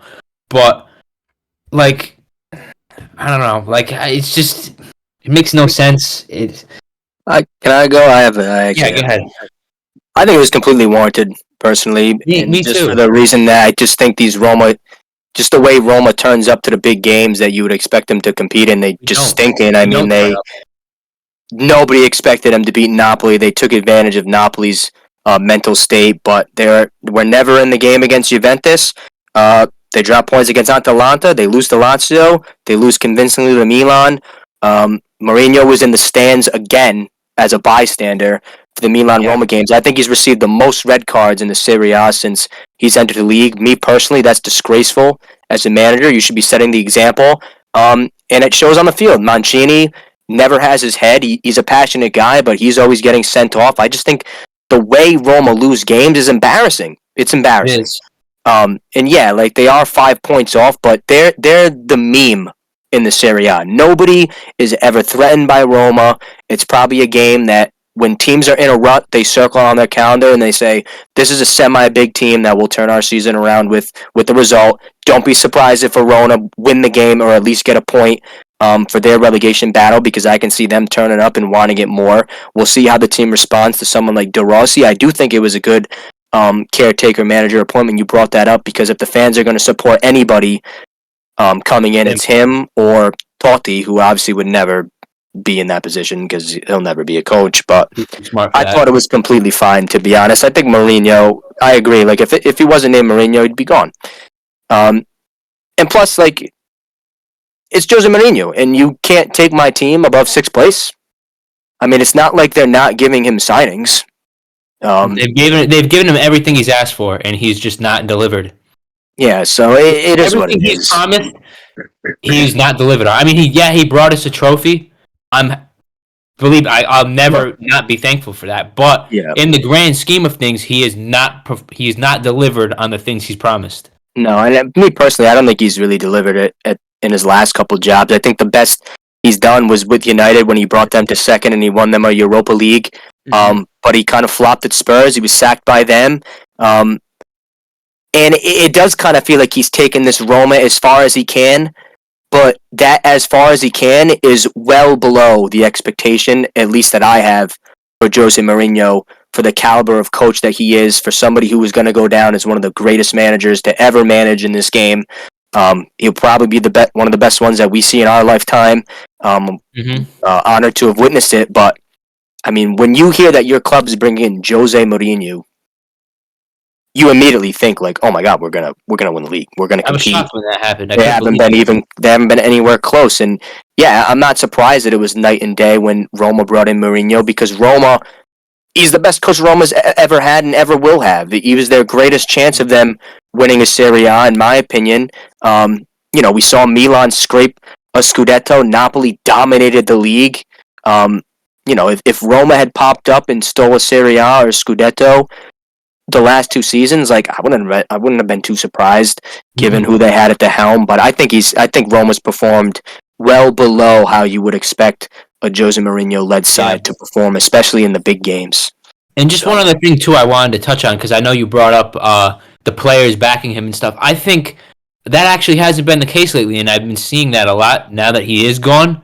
That a lot of the players, maybe not a lot of the players, but there certainly is a few. I mean, we all know the situation Karsdorp got himself in with Mourinho last season, so I'm certain he's certainly not upset about seeing the backside of Mourinho. But I think the way, if you watch us play, I don't think the players don't believe in it. They don't believe in his tactics anymore. They don't believe in his style of play. They're sick of getting embarrassed. Yeah, I think it was just about time. Yeah, I mean, for me with this, like I personally just never thought when this happened that this was going to be a good move for him, for either party really. I don't think that this is a fit for him, because it was kind of a one-way thing, right? So like I think most of the blame should go to the board, right? This team is not that good. I know you watch it all the time. Like, there's no names on this team. Like, they're not that good of a squad. And granted, this year they've been missing some of their better players, and with Tammy Abraham and Chris Smalling, and Dybala's in and out of the team. Renato's been a no-show because he's hurt every other day. So, sure, like they struggled with some injuries, but the squad just isn't good enough. You're relying on a young keeper who hasn't been that great in his career, and an old man who's way past it. I mean, Patricia's been great. Love the guy, but dude's past it. It's time. No confidence in him at all. Right, but I mean, the squad isn't good. I just to touch on Svilar real quick. I don't think he had a horrible game. I mean, he's not awful. He's not an awful keeper. He's not the best with the ball at his feet, but I think I rate him as a shot stopper. I think there's definitely some promise there. I would like to see him play over Rui because honestly, I'm just about sick of seeing Rui fucking drop the ball every time he tries to catch it. So Yeah. I mean, I think for me, it's like you didn't bring enough good enough players. You didn't bring. Yeah, I agree, like, 100%. You cannot be playing these kind of players with Mourinho and just expect him to work magic with them. You need some players. And honestly, not even that. Manager and not get the squad. That's not the even just biggest that. issue they've had. The players we brought in have just not performed. No, not performed at all. And not only that, like the type of players you're getting, like you're bringing in Paredes, who's been in and out of PSG, kind of like a bum for them. Same thing with Renato's always hurt, trying to see if you can revive his career. Like you're not bringing in guys. Hurt. Yeah, you brought in Matic, who's at the end of his career. So like the players you're bringing in, he was good for us. He was, but in terms of pushing your club forward, he's not going to be there the year after. To be honest with you, I would take him there right now. I for really sure. would. But I mean, in terms of creating a flow of players that are going to be there and compete for the next 3 to 4 years, you're not doing that. You're bringing in rentals, you're bringing in guys at the end of their career, and you're not developing young talent with them. And then, like Ange said, all of the issues with Mourinho getting sent off and other players in the team getting sent off, you're not in there for games. So, I mean, to me, I don't think it was ever going to work because you were never going to be able to invest in your squad enough or properly to be a well-run Mourinho squad. And I think ultimately it finally came to an end. But if I'm being honest, good luck to De Rossi. I don't think he's getting 29 points out of 20 games in the next thing. I don't think he's going to do better than Mourinho. So you guys will probably be lucky if you're still in the top half of the table at the end of the season. I'll be shocked if we're any higher than where we are right now. Yeah, honestly. I think De Rossi has a 18% win ratio as a manager. I mean, I think at Roma he's instantly going to be better because just Roma, I mean, it's a better through and through. But no, it was well said, Jay. I'll just put a bow on it too, and I completely agree. I mean, none of the signings that they've made last summer have been impactful. Alwar hurt all the time. Renato Sanchez is already rumored to catch a loan move. He's already been kicked out. I mean, he's been done. Yeah, I think when you look at what Mourinho's been able to squeeze out of this 11, his discipline and the results in the big games, I think kind of warrants his sacking. It's sad to see him go out like this. Such a top class coach. I'm sure he'll get another job. I mean, there was rumors that he turned down an offer to become the highest paid coach in the world right after Roma's loss in the Europa League final. He chose Roma. So we'll see. I'm sure he won't be out of the game too long. Maybe he'll end up in the next country we speak about, which was Spain. Only one real game to talk about. We saw the Super Cup take place. It was between 4 teams, ultimately Real Madrid and Barcelona facing off in a now Clasico that never really seems to be as classic as they used to be in the games that we used to watch. But if there was a classic performance, I thought Vinicius Jr. Was phenomenal. Kind of had a De Bruyne-esque comeback, re-announcing himself to the world, to anybody who might have forgot how brilliant he is. Had a wonderful hat trick. He's kind of been making Araujo famous. Those were the TikToks I was seeing, which I thought were pretty funny because it seems like the only time you see Araujo play, it's when Vinny's coasting past him. But Real Madrid were unbelievable. I think they showed the gap in quality that you can see on paper. It was on full display. I think Barcelona were absolutely embarrassed, personally. Yeah. I agree 100%. I think the most outrageous thing for me, from a Barcelona standpoint, is similar from Roma's standpoint, like not turning up in a derby of this magnitude. I mean, it's just shocking in my opinion. Barcelona's high line was just ridiculous. Vinicius caught them out on the first goal, and then within seconds, he caught him out again, and they were up 2-0, and the game's over at that point. I mean, I gotta ask a lot of questions of Xavi tactically at the back, because I just don't know what's going on there. I mean, I think I've watched Barcelona every week for the last 6-7 weeks now, and every week I'm like, what are we doing? Every week there seems to be a new problem. One week we're not stepping to space. This week the line's too high. The next week someone's going to let a stupid back pass go in. Like, I just don't know what to expect when I'm watching this Barcelona team anymore. And I think that they're well aware of the fact that they're in a rut right now. I've seen Xavi say some things in the media this week that kind of confirm that, but I mean, like you said, Ange, this just emphasizes the gulf in class between the two sides. Yeah, it's interesting. Xavi's prowess in terms of intellect on the field when he's playing does not translate for some reason when he's managing a side like at all. Like it just doesn't feel like he knows what he's doing. But to what Angelo said, I think this is one of the most exciting El Clasicos I've seen since the Ronaldo Messi era. Yeah, it was cool. It was such a fun watch. I think it was just a good time because obviously Barcelona was able to bag a goal, so they had a brief moment of And they brilliance don't want to themselves, defend. So. and then they don't want to defend. But yeah, Madrid, like Real Madrid, before this in the semifinal had to play Atletico too. So this obviously this is not the league, but this is a strong stance that they are letting everyone know that they are the best team in Spain. And honestly, we were just talking about Jose Mourinho being one of the best managers in history. Carlo Ancelotti's up there too because he is just he always gets the results, and this Real Madrid team is phenomenal. It's just so talented, and now with a lot of their key players back from injury because they had a little moment where a lot of people were going off, and then Their back line is pretty hit still with injuries. They're still missing a lot of key players. They don't have Militao back yet. Courtois, as we know, is still out. I've seen that supposedly they're going to be back. Yeah, like I've said, I've been saying that. I don't know how long, but this guy is good, bro. Luton is a good goalkeeper. Very good. So I'm going to be pretty sad when Courtois comes back, and he's obviously going to lose his job. So who knows? Maybe he'll get a move because I think he deserves it. He's certainly quality enough to be a number one for many top teams in Europe, in my opinion. Yeah. This game was fantastic, though, and I think this says a lot because Bellingham, like, practically carried the entire front line by himself when everybody was out injured, and then Vinicius comes back, makes a statement with a hat trick, and they have such also quality players, and Tchouaméni, Toni Kroos still aging like a fine wine and stuff like that. So it is quite the club. I'll say real quick though on Xavi, I'm getting real tired of the Guardiola pretenders. The second this guy does something, there's like a group of managers who just think they have to do it too. So like Guardiola started with the left back or coming into midfield, something like that. Everybody else starts doing it. You see Arteta implementing it, and Xavi too. Now he's got the 3 center backs across the back line. Now you see all these guys got to go play 3 center backs. Like, why is Araujo playing right back? He's a center back. He's been a fantastic center back. Koundé's played right back in his career, and he's playing center back. You don't have to do it just because Guardiola did it, and it's driving me nuts because they're just not good enough to do it. Just play a normal lineup, play players where they belong. He'll get the best out of it.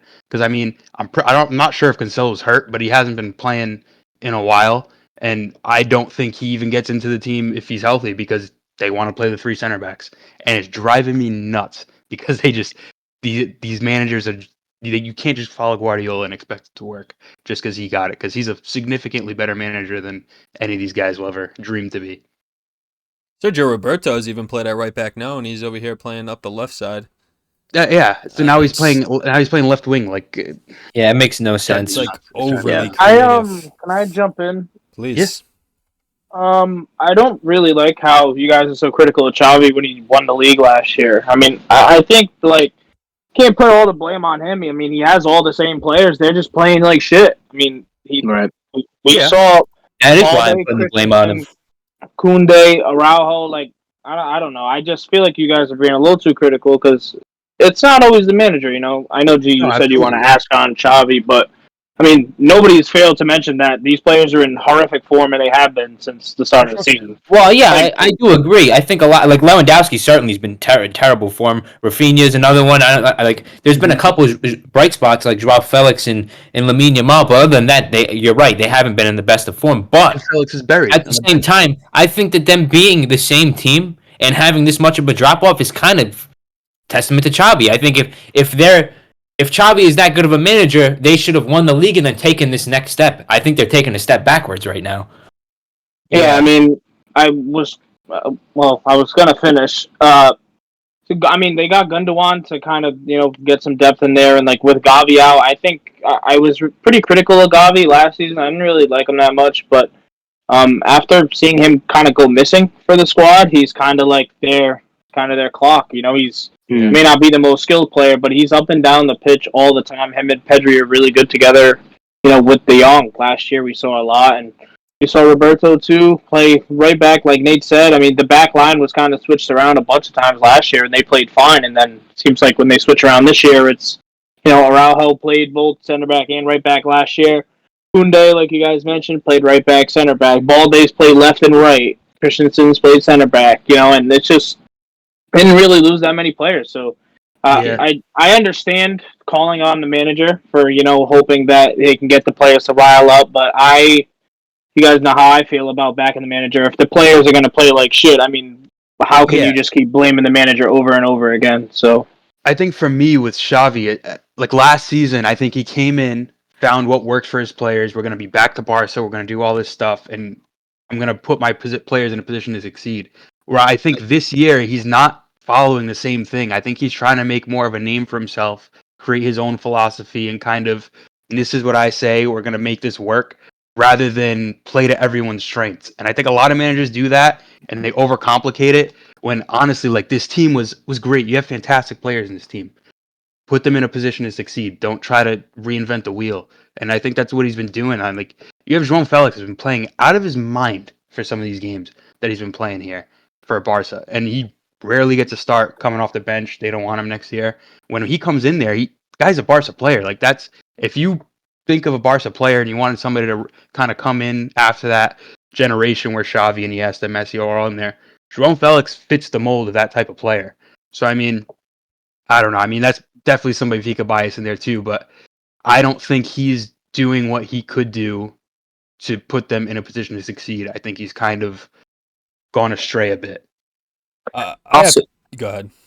I was gonna say I'm gonna support Patrick a little bit in his argument too, because this is a Barca team that had some key injuries. I mean, Pedri and Gavi, in my opinion, were their two most important players last season. Pedri has just come back; he hasn't played in a month. This was his first start, and it's in an El Clasico in a cup final. I mean, it was a big occasion. I agree; like he's not really getting the help that he should be getting from the 11s that he's fielding. I mean, you look at someone like Araujo now. I was kind of questioning why he was out there at right back. If I had to guess, it was probably because, oh shit, we're playing Real Madrid, we're playing Vinicius. He probably wants to put his best 1v1 defender out there, and he got absolutely embarrassed. He gave up the penalty, was booked, didn't finish the game, obviously was ultimately sent off. And it's like, it's like what's Xavi supposed to do? The one thing that I will kind of fault him for is, like he probably should be playing someone like João Felix. I'm surprised he's not, because João Felix, when I watch him play, actually reminds me a lot of one of Xavi's teammates, and that's David Villa. And when you think of a Barcelona-esque player, I think you hit the nail on the head. João Felix is perfect for this Barca team. I can't figure out why he's not in the team. Him and Ferran Torres are very similar, and although I'm a big Ferran Torres fan, I'm not going to sit here and argue with who's a more talented player, because it's not Ferran Torres. But we'll see. I mean, they had De Jong out for a little while. He's now come back into the team. I can't see them playing much worse. I think if you're a Barcelona supporter, you would have liked to see them not get as embarrassed as they did in this game, because there really wasn't too many bright spots in the Barcelona team on the night, and to lose the way they did to Real Madrid can't feel good. But I thought you guys summed it up well. Yeah, but I also think, just to touch quickly, I think to what Pat said about winning the league last year, I think the league was just much poorer. I think Real Madrid and even Atleti and obviously Girona are just out of the blue. Real Madrid and Atleti are playing a much better season than they had last year. And because if you look at the table, like none of the teams played like exceptionally well. They had a good amount of defeats and draws, a lot of dropped points compared to what we've seen in the past when in the big highlight of La Liga era. And Barcelona were just the best of what we would call probably one of the slowest paced La Ligas. And they brought in high quality players, like we just talked about João Felix, João Cancelo, and Gundogan. 2 players from City, which is obviously like the best club in the world at the moment. And then João Felix, who's one of the top talents around Europe. And yet, as the season as a whole, it just has been disappointing, despite a couple injuries and João Cancelo being injured now. But it just, I don't know. I think it's still, there's questions to be asked, because the tactics have also dramatically changed from how they played last season, I think. But it's interesting to say the least. Everyone's definitely got some fault, but I don't think it's one or the other. Even though I say Xavi does that, the players aren't performing.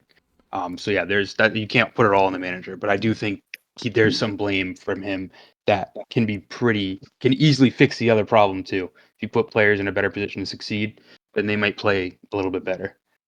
100%. Yeah, I'm not by any means saying Xavi out, but I do think there needs to be some questions No, asked. me either. But I do think that he needs to take a step back and kind of accept some blame. Yeah, I agree. Moving to Portugal. Had a light week. I was there myself. As we can tell, backgrounds have changed. We have made it. I attended a game myself, which was pretty exciting. I was originally supposed to attend a league match, which Sporting did end up winning 5-1 against Estoril, but instead I attended a cup match where they played Tundela, and they had a phenomenal game, 4-0. Tundela not being the greatest side, but it's always great to see the game live. Jay talked some shit about the stadium being a little lighter. But there was still 15K fans screaming the names of Gyökeres, who had a brace, Pedro Gonçalves, who had a brace. And it was just awesome. Seeing a game live hits different no matter who the opponent is, no matter what the situation, being a cup match or a Champions League final or a run of the mill league match. Obviously, Champions League finals. I have a question. I'd love to know what it was. I would love to know what it was like to watch Gyökeres live in the flesh.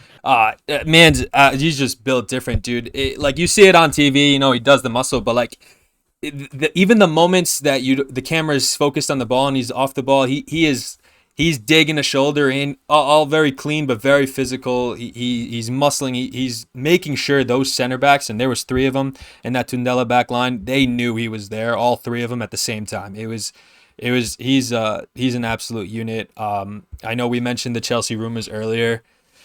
100 million is a huge price tag. Like Ange has said, that he never wants to see another player go for 100 million again. But I mean, if you're gonna buy a forward who is in one of the best forms across Europe, and the forward of his caliber, I mean, I guess that's the kind of guy that would go for that kind of money, I guess. But he's unreal. He really is. He has the ability to control the ball. He makes great passes.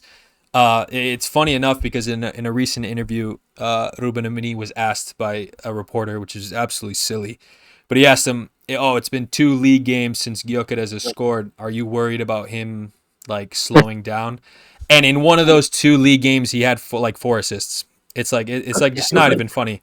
It's just silly. Like some of the times what the press the picture they try to paint, but he could just he really does do it all.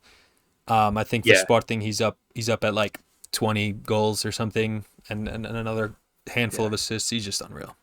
In terms of true number 9s right now, I definitely put him probably in the top 5, definitely top 10. Like unbelievable the type of player he is, like with the amount of goals and assists that he's got.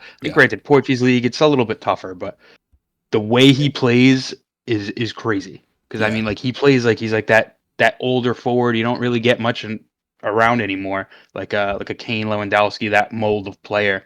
And honestly, I don't see many others except for those 2 ahead of him right now in terms of that position.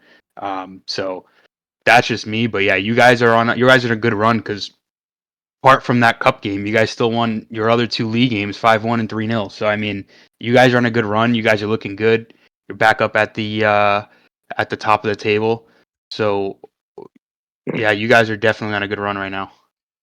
Yeah, you summed it up pretty well, Jay. He is just a real true number 9, but he's mixed in. He mixed in a little bit with like your more modern forward. He has the ability to hold up the ball. He has the ability to create his own play for others, which is nice. But I would love to see him play in a top tier side, because I think in terms of form, honestly, he's probably top 5 like forwards at the moment in terms of how well he's performing. I'm not gonna sit here and compare him to some of the best in the talent wise completely, but as far as form goes, he's one of the best players right now up front. But of course, my team is not the only team that played. Jay, how have you felt about Benfica in the past week? Honestly, pretty good. We've definitely improved, definitely on the goal scoring side for sure. Because I mean, we'd watched a bunch of games where we're kind of squeaking by with a 1-0 or something like that. But we've had some really good performances. Continued with some big wins. Definitely that Braga game and the cup game, that was a important one. to go up against a good side like that, which they're struggling. We'll touch on in a bit, but yeah, to go there and kind of get a good result, or actually it was at home, but to have that result, good performance, and then come back with the game with Rio, another 4 goals. It was a really good performance. And now we have Marcos Leonardo scores in his debut, which we love to see. And then the game before, I think it was the Braga game, where Arthur Cabral had like the game of his life, got a standing ovation, had a goal and assist, just looked phenomenal. That's good to see, considering all of the troubles he had throughout his Benfica career so far, with issues with fans and all that. But yeah, no, definitely good to see that we're performing pretty consistently. I guess my only concern is the continued lack of rotation that we have, and we're kind of stuck with this XI 11, and I don't see us changing much, and we don't really have much to look to turn to on the bench with some of the injuries we have right now. So hopefully we can get a little bit of rotation and get some more players in form, and anything we can do to get Murato off the pitch, because at left back, that guy is, oh my god, it's like a moose when he's trying to attack. He can't get his feet right, can't control a pass, can't make a run. It's unreal to watch, and somehow we're still playing fantastic with it. So I mean, it is what it is, but that's definitely the one area I definitely want us to improve on going forward. Do you have any early takeaways on Marcus Leonardo? I know he scored on debut. Yeah, he looks like the mold of player we've been missing. For sure. He looks very much like Gonçalo Ramos. Like that's the type of they're very similar play styles. He can hold up the ball a bit like Arthur Cabral and Tengsted can, but he's also got the speed and kind of can attack more in line with the rest of our front attack with Rafa and Di Maria. So I think he'll complement him a little bit better. And then he has the pace that Arthur Cabral and Tengsted don't have. So yeah, I'm looking forward to it. I think that's going to be a fantastic signing. A little bit unfortunate for Arthur Cabral to find some form right when we get him, but yeah, there's an opportunity now with, I think, Musa going out the door, probably on loan, from what I've been reading. And then when Tengsted comes back in a couple weeks, I think the front three are rather a rotation of Arthur Cabral, Tengsted, and Marcos Leonardo is going to be a pretty lethal strike force, which I'm amazed it took us until halfway through this season to find some sort of a comfortable replacement for Gonçalo Ramos, but better late than never, I guess. Yeah, to play devil's advocate a little bit, to kind of pick on you. I will say, yeah, Benfica, I've said Benfica played really good football a lot of times, maybe a little unlucky. But again, it seems, while I agree they've been on a improved run of form, you should be happy. It's weird, like they struggle sometimes. Like this Braga game, they played really well, but that was a scraped win. It's a cup game, right? But like it's 3-2, you're still conceding, and you're at home. You should be more comfortable. And yes, of course they do a 4-1, but it's against Rio Ave. I mean, you should expect that result. And then actually Arthur Cabral doesn't really have that good of a game against Rio Ave, even though it's a worse team. So it's just it's weird. It seems like the performances are a little here and there. And I mean, as a not a Benfica supporter, I hope Arthur Cabral keeps the favor of Roger Smith for whatever reason, so that you guys don't score as many goals. Because I think Marcus Leonard, if he can get some form in the Portuguese league, will do really well. But yeah, I think for me the biggest issue we have is the lack of rotation. We're playing the same guys all the time. It gets a little stale, and we don't really have anyone to turn to on the bench. Like, I mean, now that we have Marcos Leonardo, we have a strike partner up top to come off the bench. But like we got Thiago Gouveia, who he gave us 30 minutes against Rio Ave, but for some reason he's convinced the only way he can prove himself is to score a goal. So he's given up probably 6 or 7 assists this season because he's just going for goal because he thinks that's the only thing he can do. So I mean, I'd like to see him maybe get a shot at a start, see if he can settle in a bit better, because I feel like coming off the bench, he thinks he's just got to score and that's it. So I mean, I'd like to see some rotation because I don't want to see Murato playing left back anymore. But hopefully we get Bob back from injury soon. Neres should be coming in the next month as well. So I think we're going to be built to kind of compete in both the league and Europa League when that comes up. So we'll see, but I'll be cautiously optimistic. Yeah, and to wrap up Portugal, Porto Braga wrapped up the weekend, where Yep. Porto saw, so I should say, Porto beat Braga 2-0 at home. Braga on back-to-back defeats to Porto and Benfica, obviously the heavy hitters of the league, and then had just recently drawn at home to Vitória Guimarães, who are trying to take their spot in the table, who I think they only lead now by goal difference, if I'm not mistaken. Yep. It stinks because I mean, we had mentioned the midseason review. Jay, you weren't here, unfortunately, but I had mentioned that if there was any team that was going to upset the normal big four of Portugal, the top four, it was going to be Vitória Guimarães, and they might just do it because Braga seemed to be slipping a bit, which I thought they had a great start to the season. We hyped them up a lot, Jay, about their transfers and everything. I still think there's room because obviously they played 3 of the 4 best teams in the league right now, of the 4 or 5, I should say. Mm-hmm. So, you know, remains to be seen, but they do have Sporting come against in the League Cup. Thankfully, that's not the league for them, for their sake. But then they will play Sporting in February in Alvalade in Lisbon. So that's going to be another question of how they continue to play this league. So it's gonna be interesting for them. But other than that, just kind of run-of-the-mill stuff in Portugal. Nothing overly interesting. Yeah, I mean, the one thing with Guimarães that's really impressive, I think they've gone through like 3 or 4 managers already this season, and somehow they're I know. level on goal difference for 4th place. So that's pretty crazy. But in terms of Braga struggles, when you construct a team the way they did with a bunch of young guys and a bunch of guys who are past it, like, let's face it, the only reason they have Moutinho is because he couldn't sign anywhere else. Fonte couldn't sign anywhere else. Players like Bruma, they took a shot on because he struggled where he wasn't. Peasy, same thing. So they've got a tough build-up of their squad. They've like, if you're playing Paulo Oliveira and Jose Fonte as your center back pairing, don't even turn up. Like, you got to do better than that.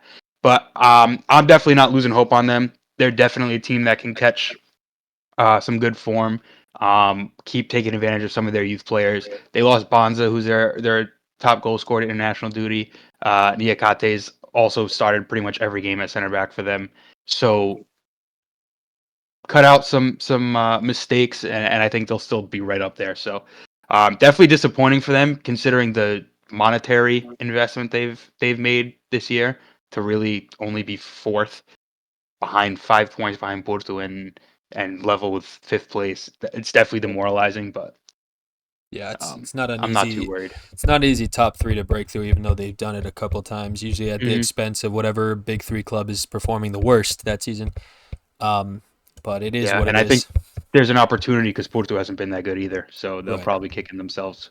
Yeah, that seems to be the club that they should be able to take their spot. But speaking of Bonza away at international duty, the highlight of the footballing world right now, I think it's super exciting. I love watching it. Some people maybe not so much, but I think a lot of us soccer nerds love it. The AFCON is playing. The first round has completed today. Yeah, I believe all the first round games completed today. Just initial thoughts, guys. How do we feel like this AFCON has gone so far? Any negatives, positives? How do we feel? I think it's been great so far. I mean, super interesting. A lot of the big teams have dropped points. A lot of the favorites have performed under par, I would say. And yeah, it's going to be really interesting to see where things go from here. I think Nigeria and Egypt's group is shaping up to be really interesting now that they've both dropped points in their opening game. I think they play each other in match day 2, so that's going to be a massive, massive game moving forward. But overall, I think it's been pretty exciting. You know, the usual mishaps and random shitty sequences of play that always occur in the AFCON, and I think make us all love it, are well in full swing. So I think it's definitely AFCON vibes for sure. Yeah, I think you meant Egypt and Ghana, but for sure, I think that group looks really cool. Cape Verde came You're out right. with You're a right. big win too. Yep. Which is just fun. A couple of cool players on there. A Sporting player, well, Sporting product. Giovanni Cabral. Giovanni Cabral. I couldn't think of his name for a second. Playing there, it's pretty cool. Any other first thoughts from anyone else about the AFCON so far? Yeah, no, I mean, group stage is always tough because like there's a lot of really good African teams, right? Like especially the top, like they can come up against anybody in the world. But yeah, you kind of go through some poorer teams that you gotta watch. But yeah, definitely disappointed to see like South Africa not get a win.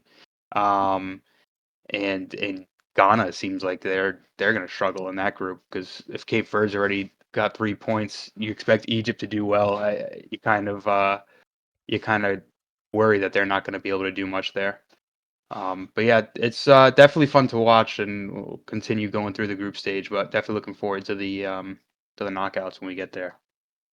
Funny you bring up South Africa. I wasn't disappointed to see them lose at all. Mali's my dark horse for the tournament. I love some of the players that Mali's been able to produce the last couple years in field. I think Seko Koita is somebody that kind of fizzled out. I thought he was going to get a move from Salzburg to a big team. The only thing I'll say is I wish I had means of streaming these games. Every time I try to look something up, it gets blocked. I can only watch 5 minutes of it. It's kind of annoying. I wish I had more to offer, but I can't say too much other than speak on the results. I thought a big game, probably the biggest game in my opinion, on the first match day was Cameroon-Guinea, ending in a draw. I think Senegal would love to see that because I think that's a pretty sneaky, tough group.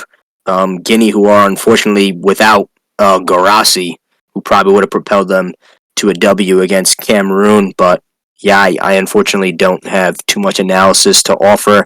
It was cool to see Cape Verde snatch a win against Ghana. I know Ghana's under fire. They were attacking Chris Hutton in the hotel. I don't know if you guys saw that, but yeah, the Ghanaians are not too happy right now with their start to the AFCON. Even coming into the tournament, Ghana. Yeah. So. And another team, too, if I can make a hot take. Nigeria is not winning this tournament. I think everyone needs to relax. I feel like Nigeria has always flopped despite some of the teams that they've put together. They've been in bad form coming into the AFCON. Obviously, they just lost to Guinea 2-0 in their friendly leading up to the tournament. I wasn't surprised to see them drop points against Equatorial Guinea. So we'll see. They have a big game coming up. It's probably the biggest game of the next game day tomorrow against Ivory Coast, who, of course, are the hosts. So we'll see. It could spell trouble for Nigeria if they don't take all 3 points against the Ivory Coast. Yeah, I mean, on paper, you'd probably put them up there with one of the better squads, but I don't know if they fall into like the English hype thing where they just don't perform. I don't get it. They should be pretty much everybody's sleeper team in any tournament they're in because they've got the squad on paper. They just can't perform for some reason. Yeah, right. I have to agree with Ange on the whole not being able to watch the thing because I think the AFCON, there's so much talent in a lot of these nations. It's so entertaining. Yeah, and there's so much fun because I mean, like from both like entertaining from like just good football to even some of like the shit that happens sometimes in some of the smaller games. It's just like it's so fun, and I'm not sure if anybody has the knowledge of like who owns the rights to this or whatever it might be, but I can get that for you. I'm surprised. Sports have it right now. I'm just surprised it's not easier to come across. I feel like such a big tournament should just be more across different platforms. You know, it would generate more revenue too. I feel like the more people watch. It would be good for everyone overall if they had a sizable TV deal for it. A great ESPN Plus pickup or even a Paramount pickup. I think that would be great. Paramount Plus would be perfect. Paramount Plus has the Asia Cup. I don't see why there's any reason why they can't have the AFCON too.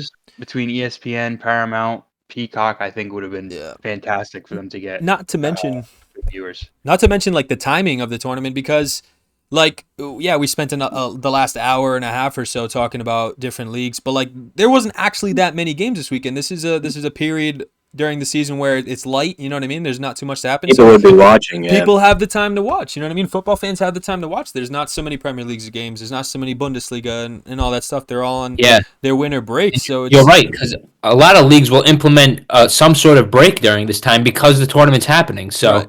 It's really I think it's something that they're missing out, taking advantage of, really.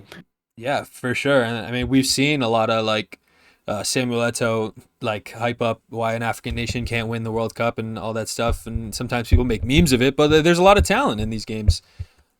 Speaking of talent, I think one of my favorites for the tournament, maybe it's an easy pick, but I think Morocco are just such a good team.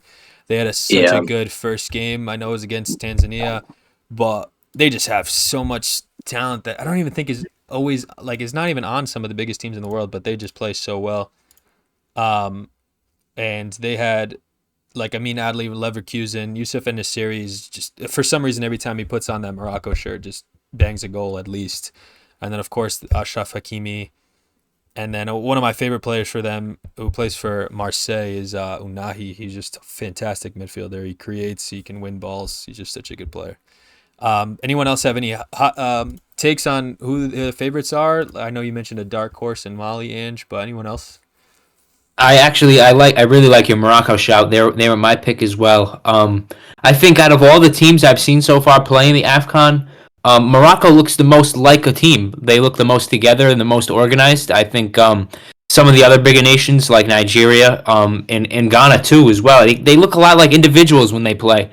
So I think Morocco, just on that standpoint alone, they have a bit of an advantage ahead of everybody else. I am picking Senegal to win. I know that seems kind of mainstream, but I'm with you. kind of shocked you guys haven't mentioned them one time. Yeah. Reigning champions. And Yeah. for Mali as well, I know we talked about Doumbia a lot from Brest. That week that we talked about League One pretty heavy, and he looks like he had a good game. Like you guys said, we can't really watch, so it's a little tough. But just from the result, I mean, he's playing that 10 role for Mali, and I like the shout, Ange, honestly. Traore on the team too. Couple names in there, Basuma as well. I really do like the AFCON because sometimes we see these players get signed and it's almost like where do they come from? But if we had the ability to watch more of these games, we might learn about them a lot earlier. Yeah, and I think it's a shame too that I think if it was a tournament that got more coverage, I mean, you look how beloved the Euros is by pretty much the whole world. I think if these AFCON tournaments got a little more praise and a little more publicity, you would see some of these players who have dual citizenship represent their African heritage. I love the AFCON. I think the African nations and their players specifically are usually the ones that play with the most passion, the most desire. That's why we see these crazy clips go viral of people doing backflips when they celebrate and goalies coming off the line and getting smashed. I don't know if you saw the goal that the Democratic Republic of Congo conceded today, but who doesn't like watching players play with that much passion? I think the Africans countries always show so much heart. I think it's such a great tournament. It's so underrated. I enjoy that it's every 2 years. But if I was going to pick a winner, I agree. I think Senegal, on paper, still has the best team in the continent. Obviously, they have the best player, in my opinion, in Sadio Mane. Was on display. He was a contributor to one of the goals they scored. I think a Morocco-Senegal final would be electric. Oh, absolutely. Ivory Coast will make a run too as the host. I really do think that they're going to go pretty far. If not the semi, then maybe possibly the final. I mean, there's a lot of familiar names on that team. So, Ange, I know how you also like, a lot of the Ivory Coast fellas like, Sangare and obviously your boy Kessier as well. So, I do like them. Them and Senegal are probably my two picks. It would be cool to see them in the final together, but you never know. Yeah, maybe it will be Ivory Coast too. Obviously, Senegal won it last year on their home soil. Ivory Coast, the host this year. That's a good pick too. Yeah, I actually like the Senegal pick. Obviously, Sadio Mane being there, but a youngster who is actually performing pretty well in League One too. He actually scored a goal from his own half against Monaco. But Lamine Camara had a brace for Senegal. 2 great goals too. Yeah. The second one was a banger. Yeah, 20 years old, and it's but like there it is, like right there, like what Ange is saying, like he'd be more on display. I feel like you'd hear more about that kind of player in like the Fabrizio Romano tweets and stuff like that if he's playing in a Euro or you know what I mean, and just something that's more televised. And it's sad. It's unfortunate. But yeah, I think there's a couple of heavy hitters. One heavy hitter, Algeria, is usually a really good team. Drew to Angola, which is surprising, but I think this AFCON is gonna be fun. I think there's a lot of cool names. It seems like a lot of the big teams aren't fully there yet. They're not fully turned up. And I think that's why we saw a lot of them drop points in the opening round. So it'll be really, really interesting to see where things go from him. Because like we said, that those teams dropping points opens things up to make things really interesting for the last couple match days. So I'm real excited to see what happens from here. Yeah, I think the knockouts are going to be really exciting because I agree that Senegal and Morocco are probably the two favorites to make the final, but I think you can get some crazy matchups because I don't think like they're not far and away like their contenders are going to do it and like nobody else. Like I think there's anybody from any group can make a good run. Like Oh, there's yeah. a team in Oh, every yeah. group that could make a I solid. don't think there's any clear. AFCON Yeah. really never has a clear favorite, And, in my yeah, that's opinion. why it's That's so what's something exciting. that's so great about it. Yeah, because like I mean, I can easily see Algeria making a good run, and Ivory Coast as well being a home nation, and Nigeria Yeah, as I well. was Like just going to say anybody that. can Yeah. make a run. So Yeah. I don't know. I'm excited for the second half of this and the knockouts, for sure, because I think Yeah. you're gonna get some fantastic games. Yeah, and I think however they paint that the tree, like it's gonna depend a lot because you get an early game of two heavy hitters like Senegal and Morocco somehow in an Yeah. early round, and that changes the entire tournament. Puts it on its head. That's why Yeah. the early poor we- performances are definitely going to be worrying for teams like Algeria drawing the first game, Nigeria, Ghana. Like you're going to be in trouble, Egypt as well. Even if Egypt too. If you make it out, you're probably not going to get a favorable draw, and you're going to be facing one of these heavier hitters like a Senegal, Ivory Coast, and that might be it for you. So Right. so yeah, definitely excited to watch the rest of this tournament though. Yeah, Egypt scraped the win. I mean, Salah had to save them in the 96th minute PK, and he barely finished it. Went post in. So, yeah, it's like you said, Jay. It's going to be really interesting to see what happens. yeah. Scraped a draw. Gee, it's okay. I'll keep correcting. Yeah. You're right. You're right. Don't worry about it. I'll keep you on your toes. But yeah, I think we're all hoping for a really exciting tournament. We already think it is so far after one game week. And then I just have to agree with Ange. If it's an exciting tournament, I hope more players pick their African side of their citizenship so we can see players like Benzema playing for Algeria or half the French national team playing in the African Cup of Nations. But finally wrapping up our talk today, with some of the world's best players, apparently. We'll see if we agree or disagree. We had the world's best, the World XI voted on.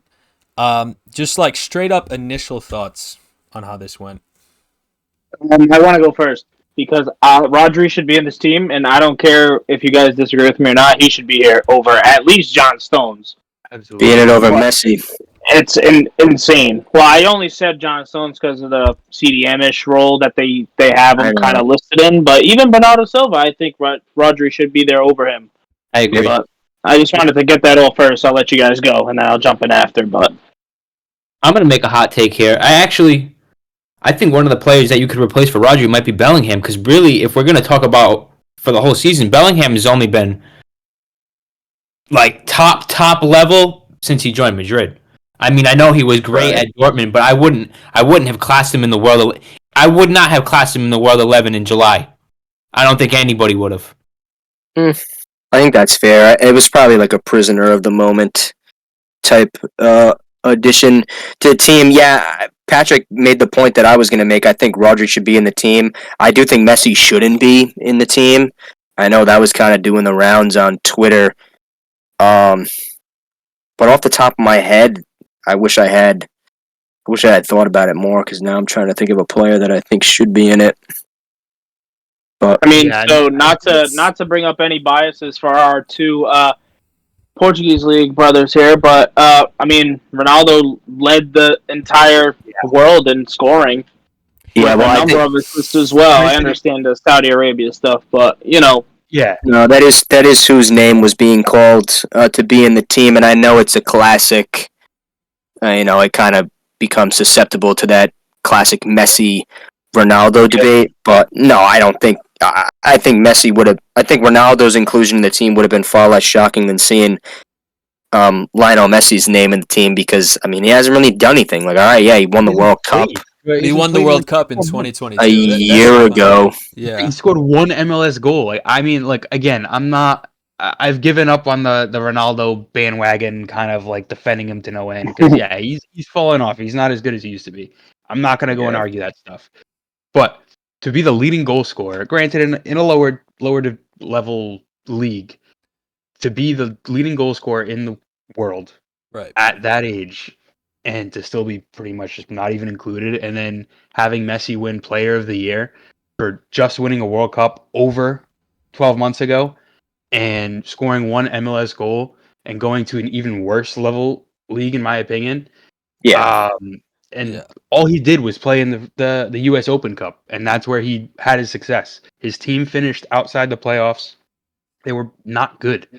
And I don't know. I think that the Messi love is kind of gotten a little bit over the top in the last year, for sure. I don't think he should have been anywhere near this award or this team of the year.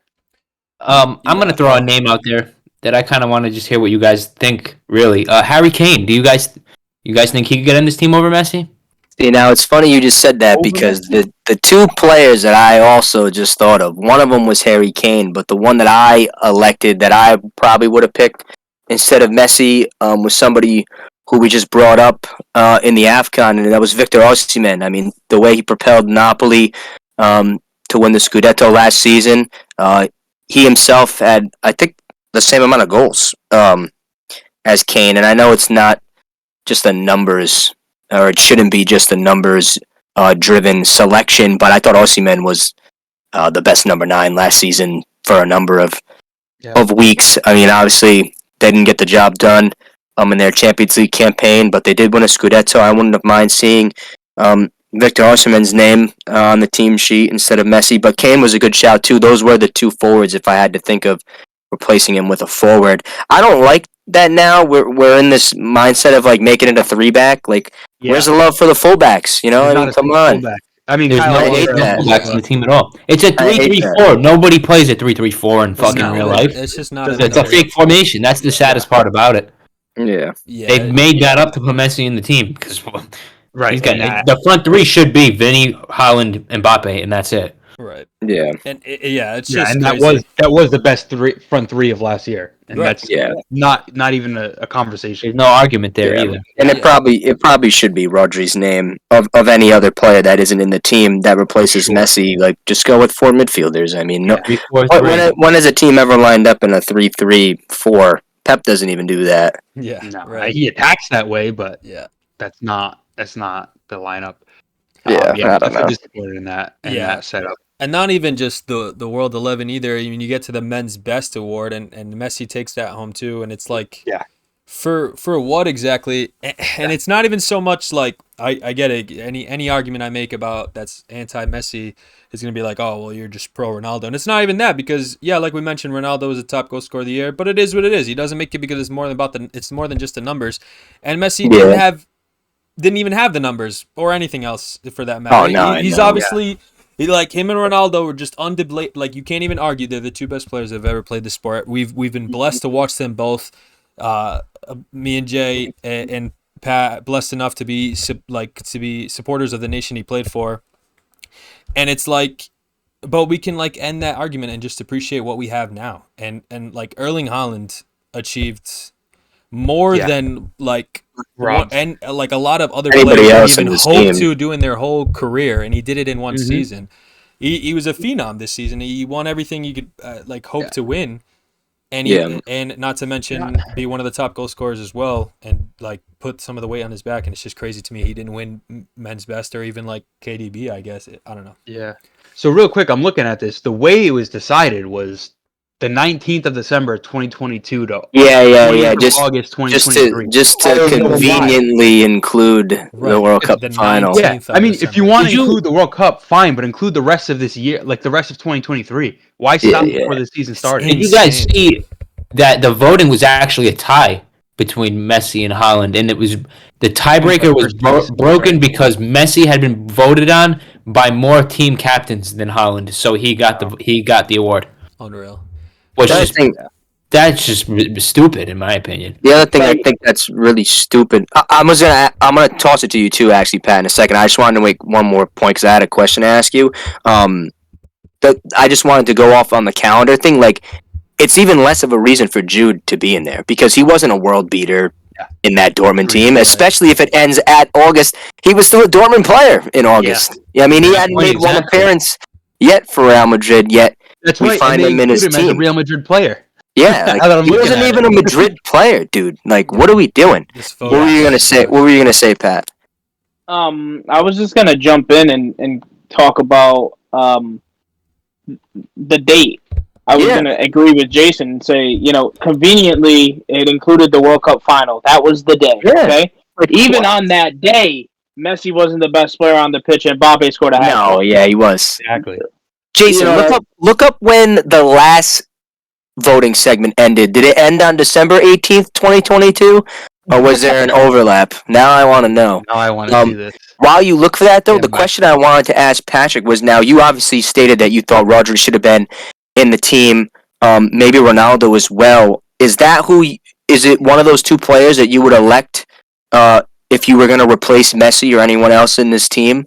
Or is there anyone else that springs to mind, like an Osimhen or a Kane, or maybe even a defender that you might have watched?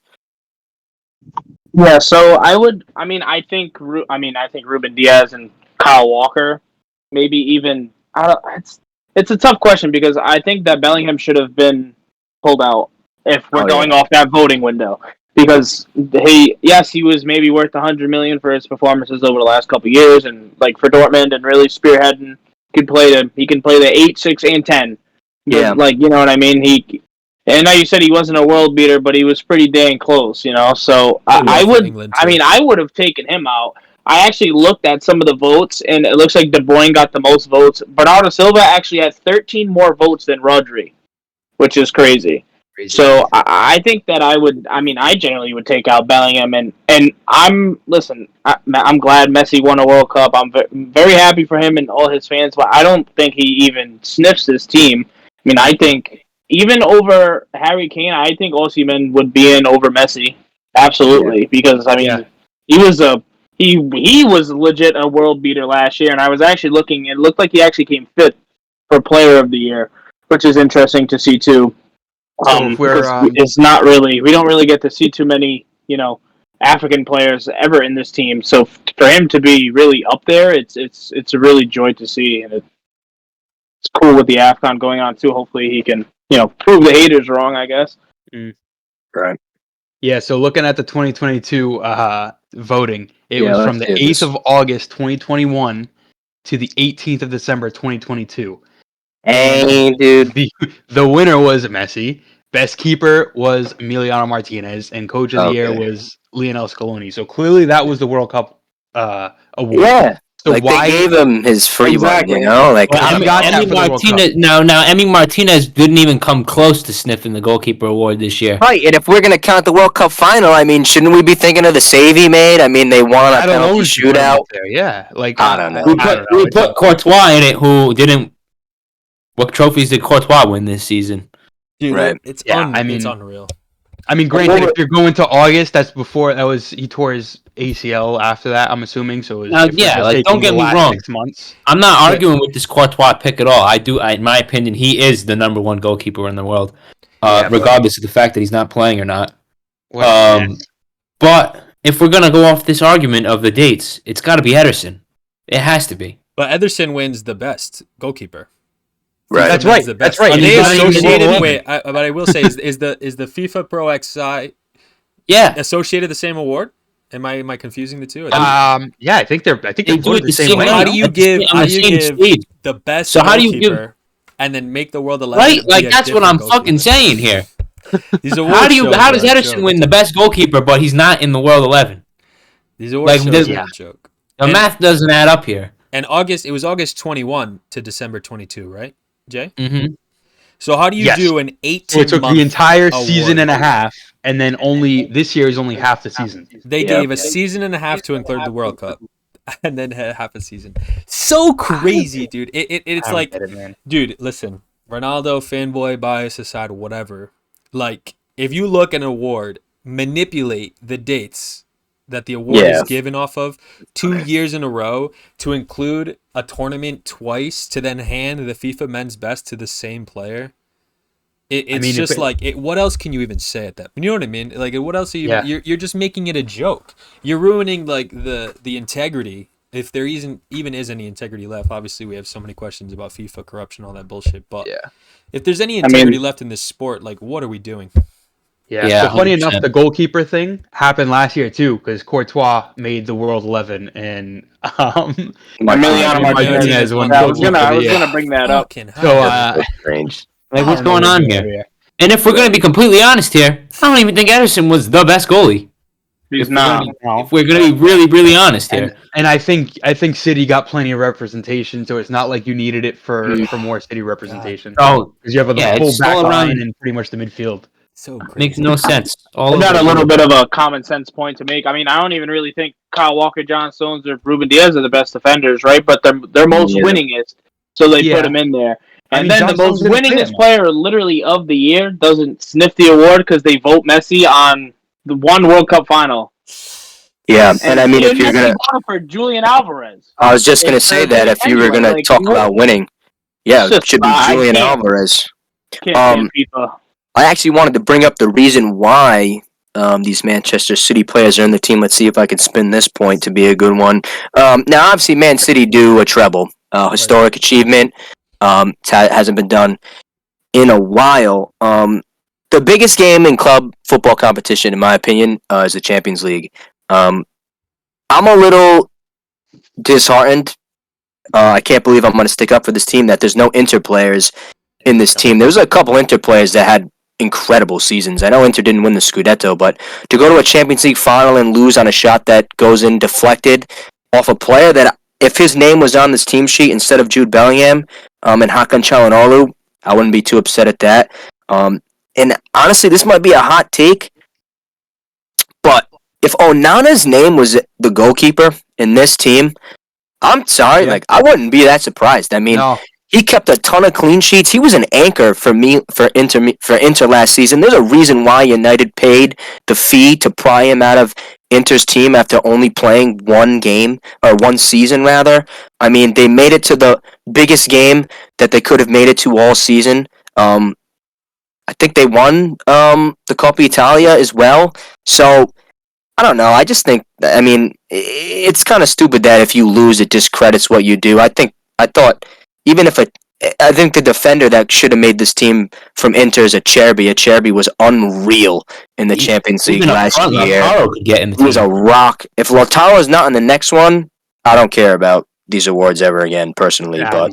We'll see what happens. We'll see what happens next season. You might as well stop now because I bet you he won't be in the team. So no, well, because Messi is probably going to win MLS Cup, and since that's such an important achievement, I'm sure he'll be in it. Yeah, so let's do this then. Let's make our own.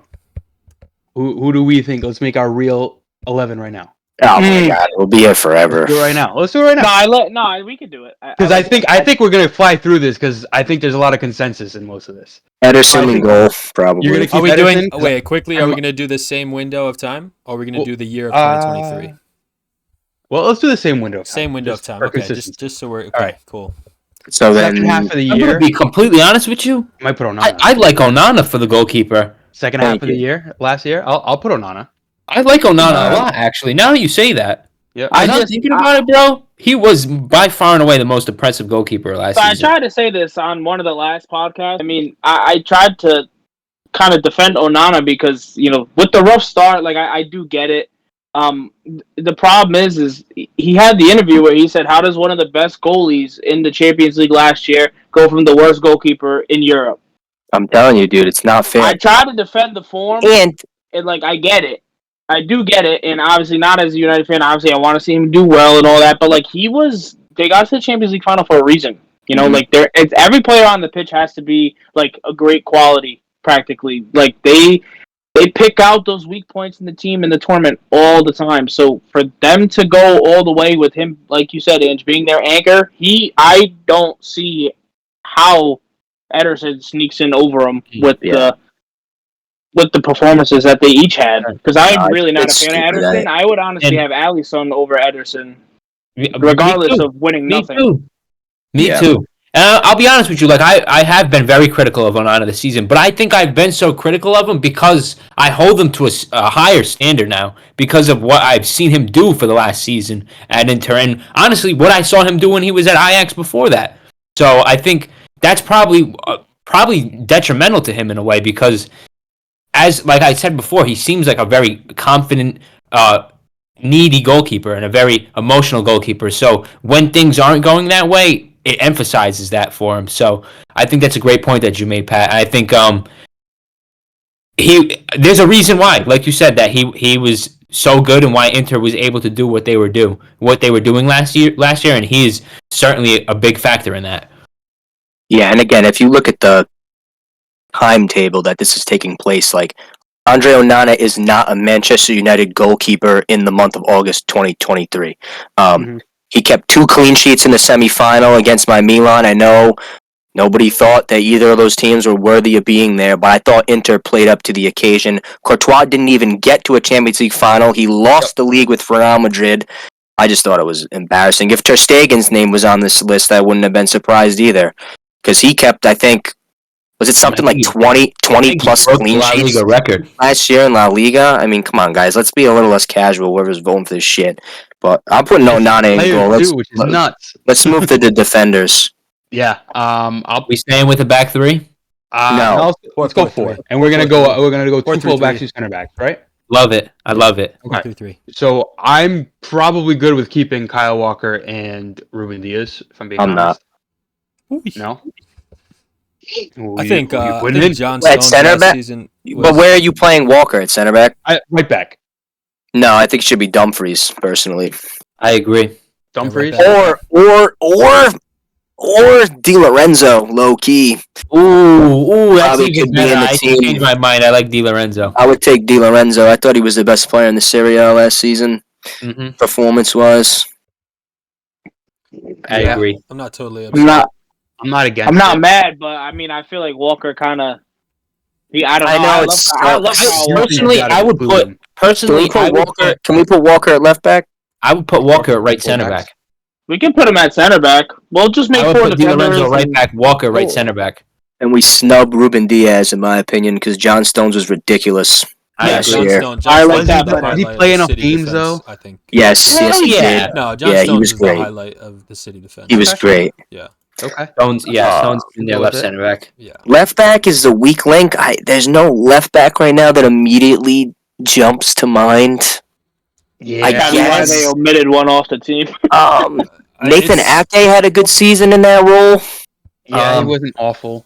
Kamavinga filling in at left back is a decent shout, I think. It's Yeah, tough. it's possible. I mean, if we include the champion, well, not really. mean- I would say Grimaldo, but they kind of had that collapse in the second half of the season. So. I'll throw Taylor Hernandez's name into the fire. There's My a boy. I know Oh, Bayern we're had an forgetting. excellent season last season, but I I don't was know who going to played say, left I back think for we're them. forgetting Alaba. Alaba was great last year. He For was Madrid, fantastic. yeah. I Yeah, thought Center back, anyway. no? That's true too. But if you guys run out, we could always just put Ruben Diaz there because it doesn't matter. I think we actually should. Yeah, Yes. that's not a bad shout. So we go Walker, Yeah. Stones, Diaz, and Di Lorenzo. Lorenzo. I like that. Okay. I'm I'll not take mad that. at that at all. All right. In Midfield. ADB is staying.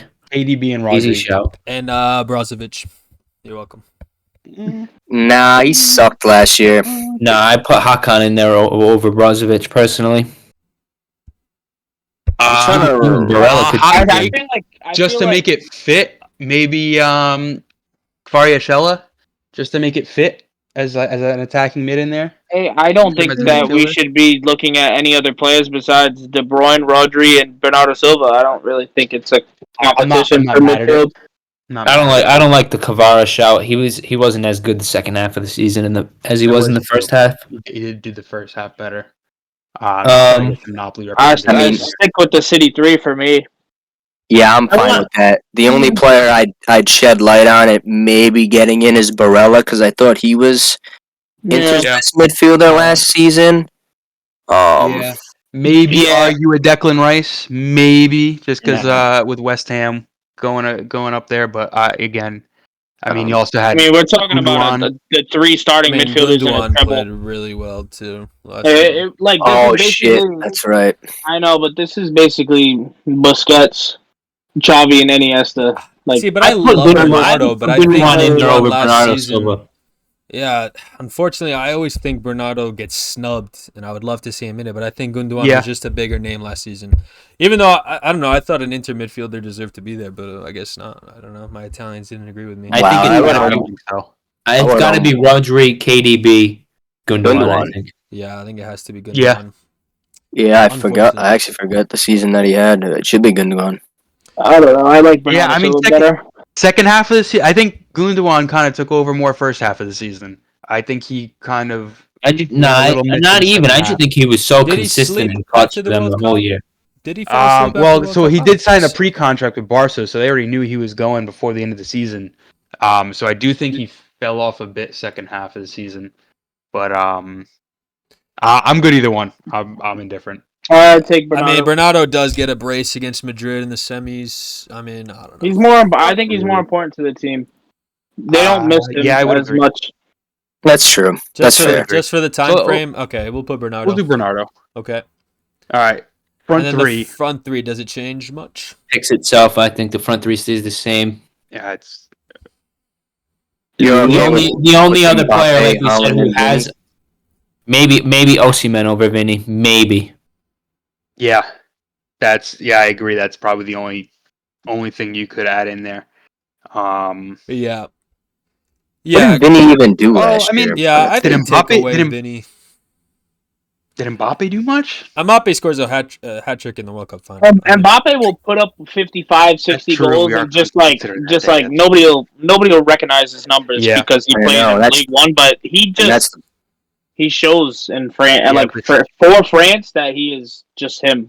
I think Yeah. anyway. And I also Yeah, think, I also think he's- Mbappe's kind of he's ruined gotta his be in own there. name with his money decisions and stuff. That's to his own fault. But in terms of talent, he's always in the conversation. Yep. Yeah, so we thinking in Mbappe, Holland, and Osimhen, Osimhen. or Oh, Yeah. man. I wouldn't Osimhen. be opposed to it. I like Osimhen. Oh, I like the Osimhen shout. He won the African Footballer of the Year too. I would Yeah. think I would take Osimhen. Me too. What did Vinny win? Right? No, I'm just kidding. I know. Um, And My only pushback is that I feel like we probably shouldn't include a Spanish league player.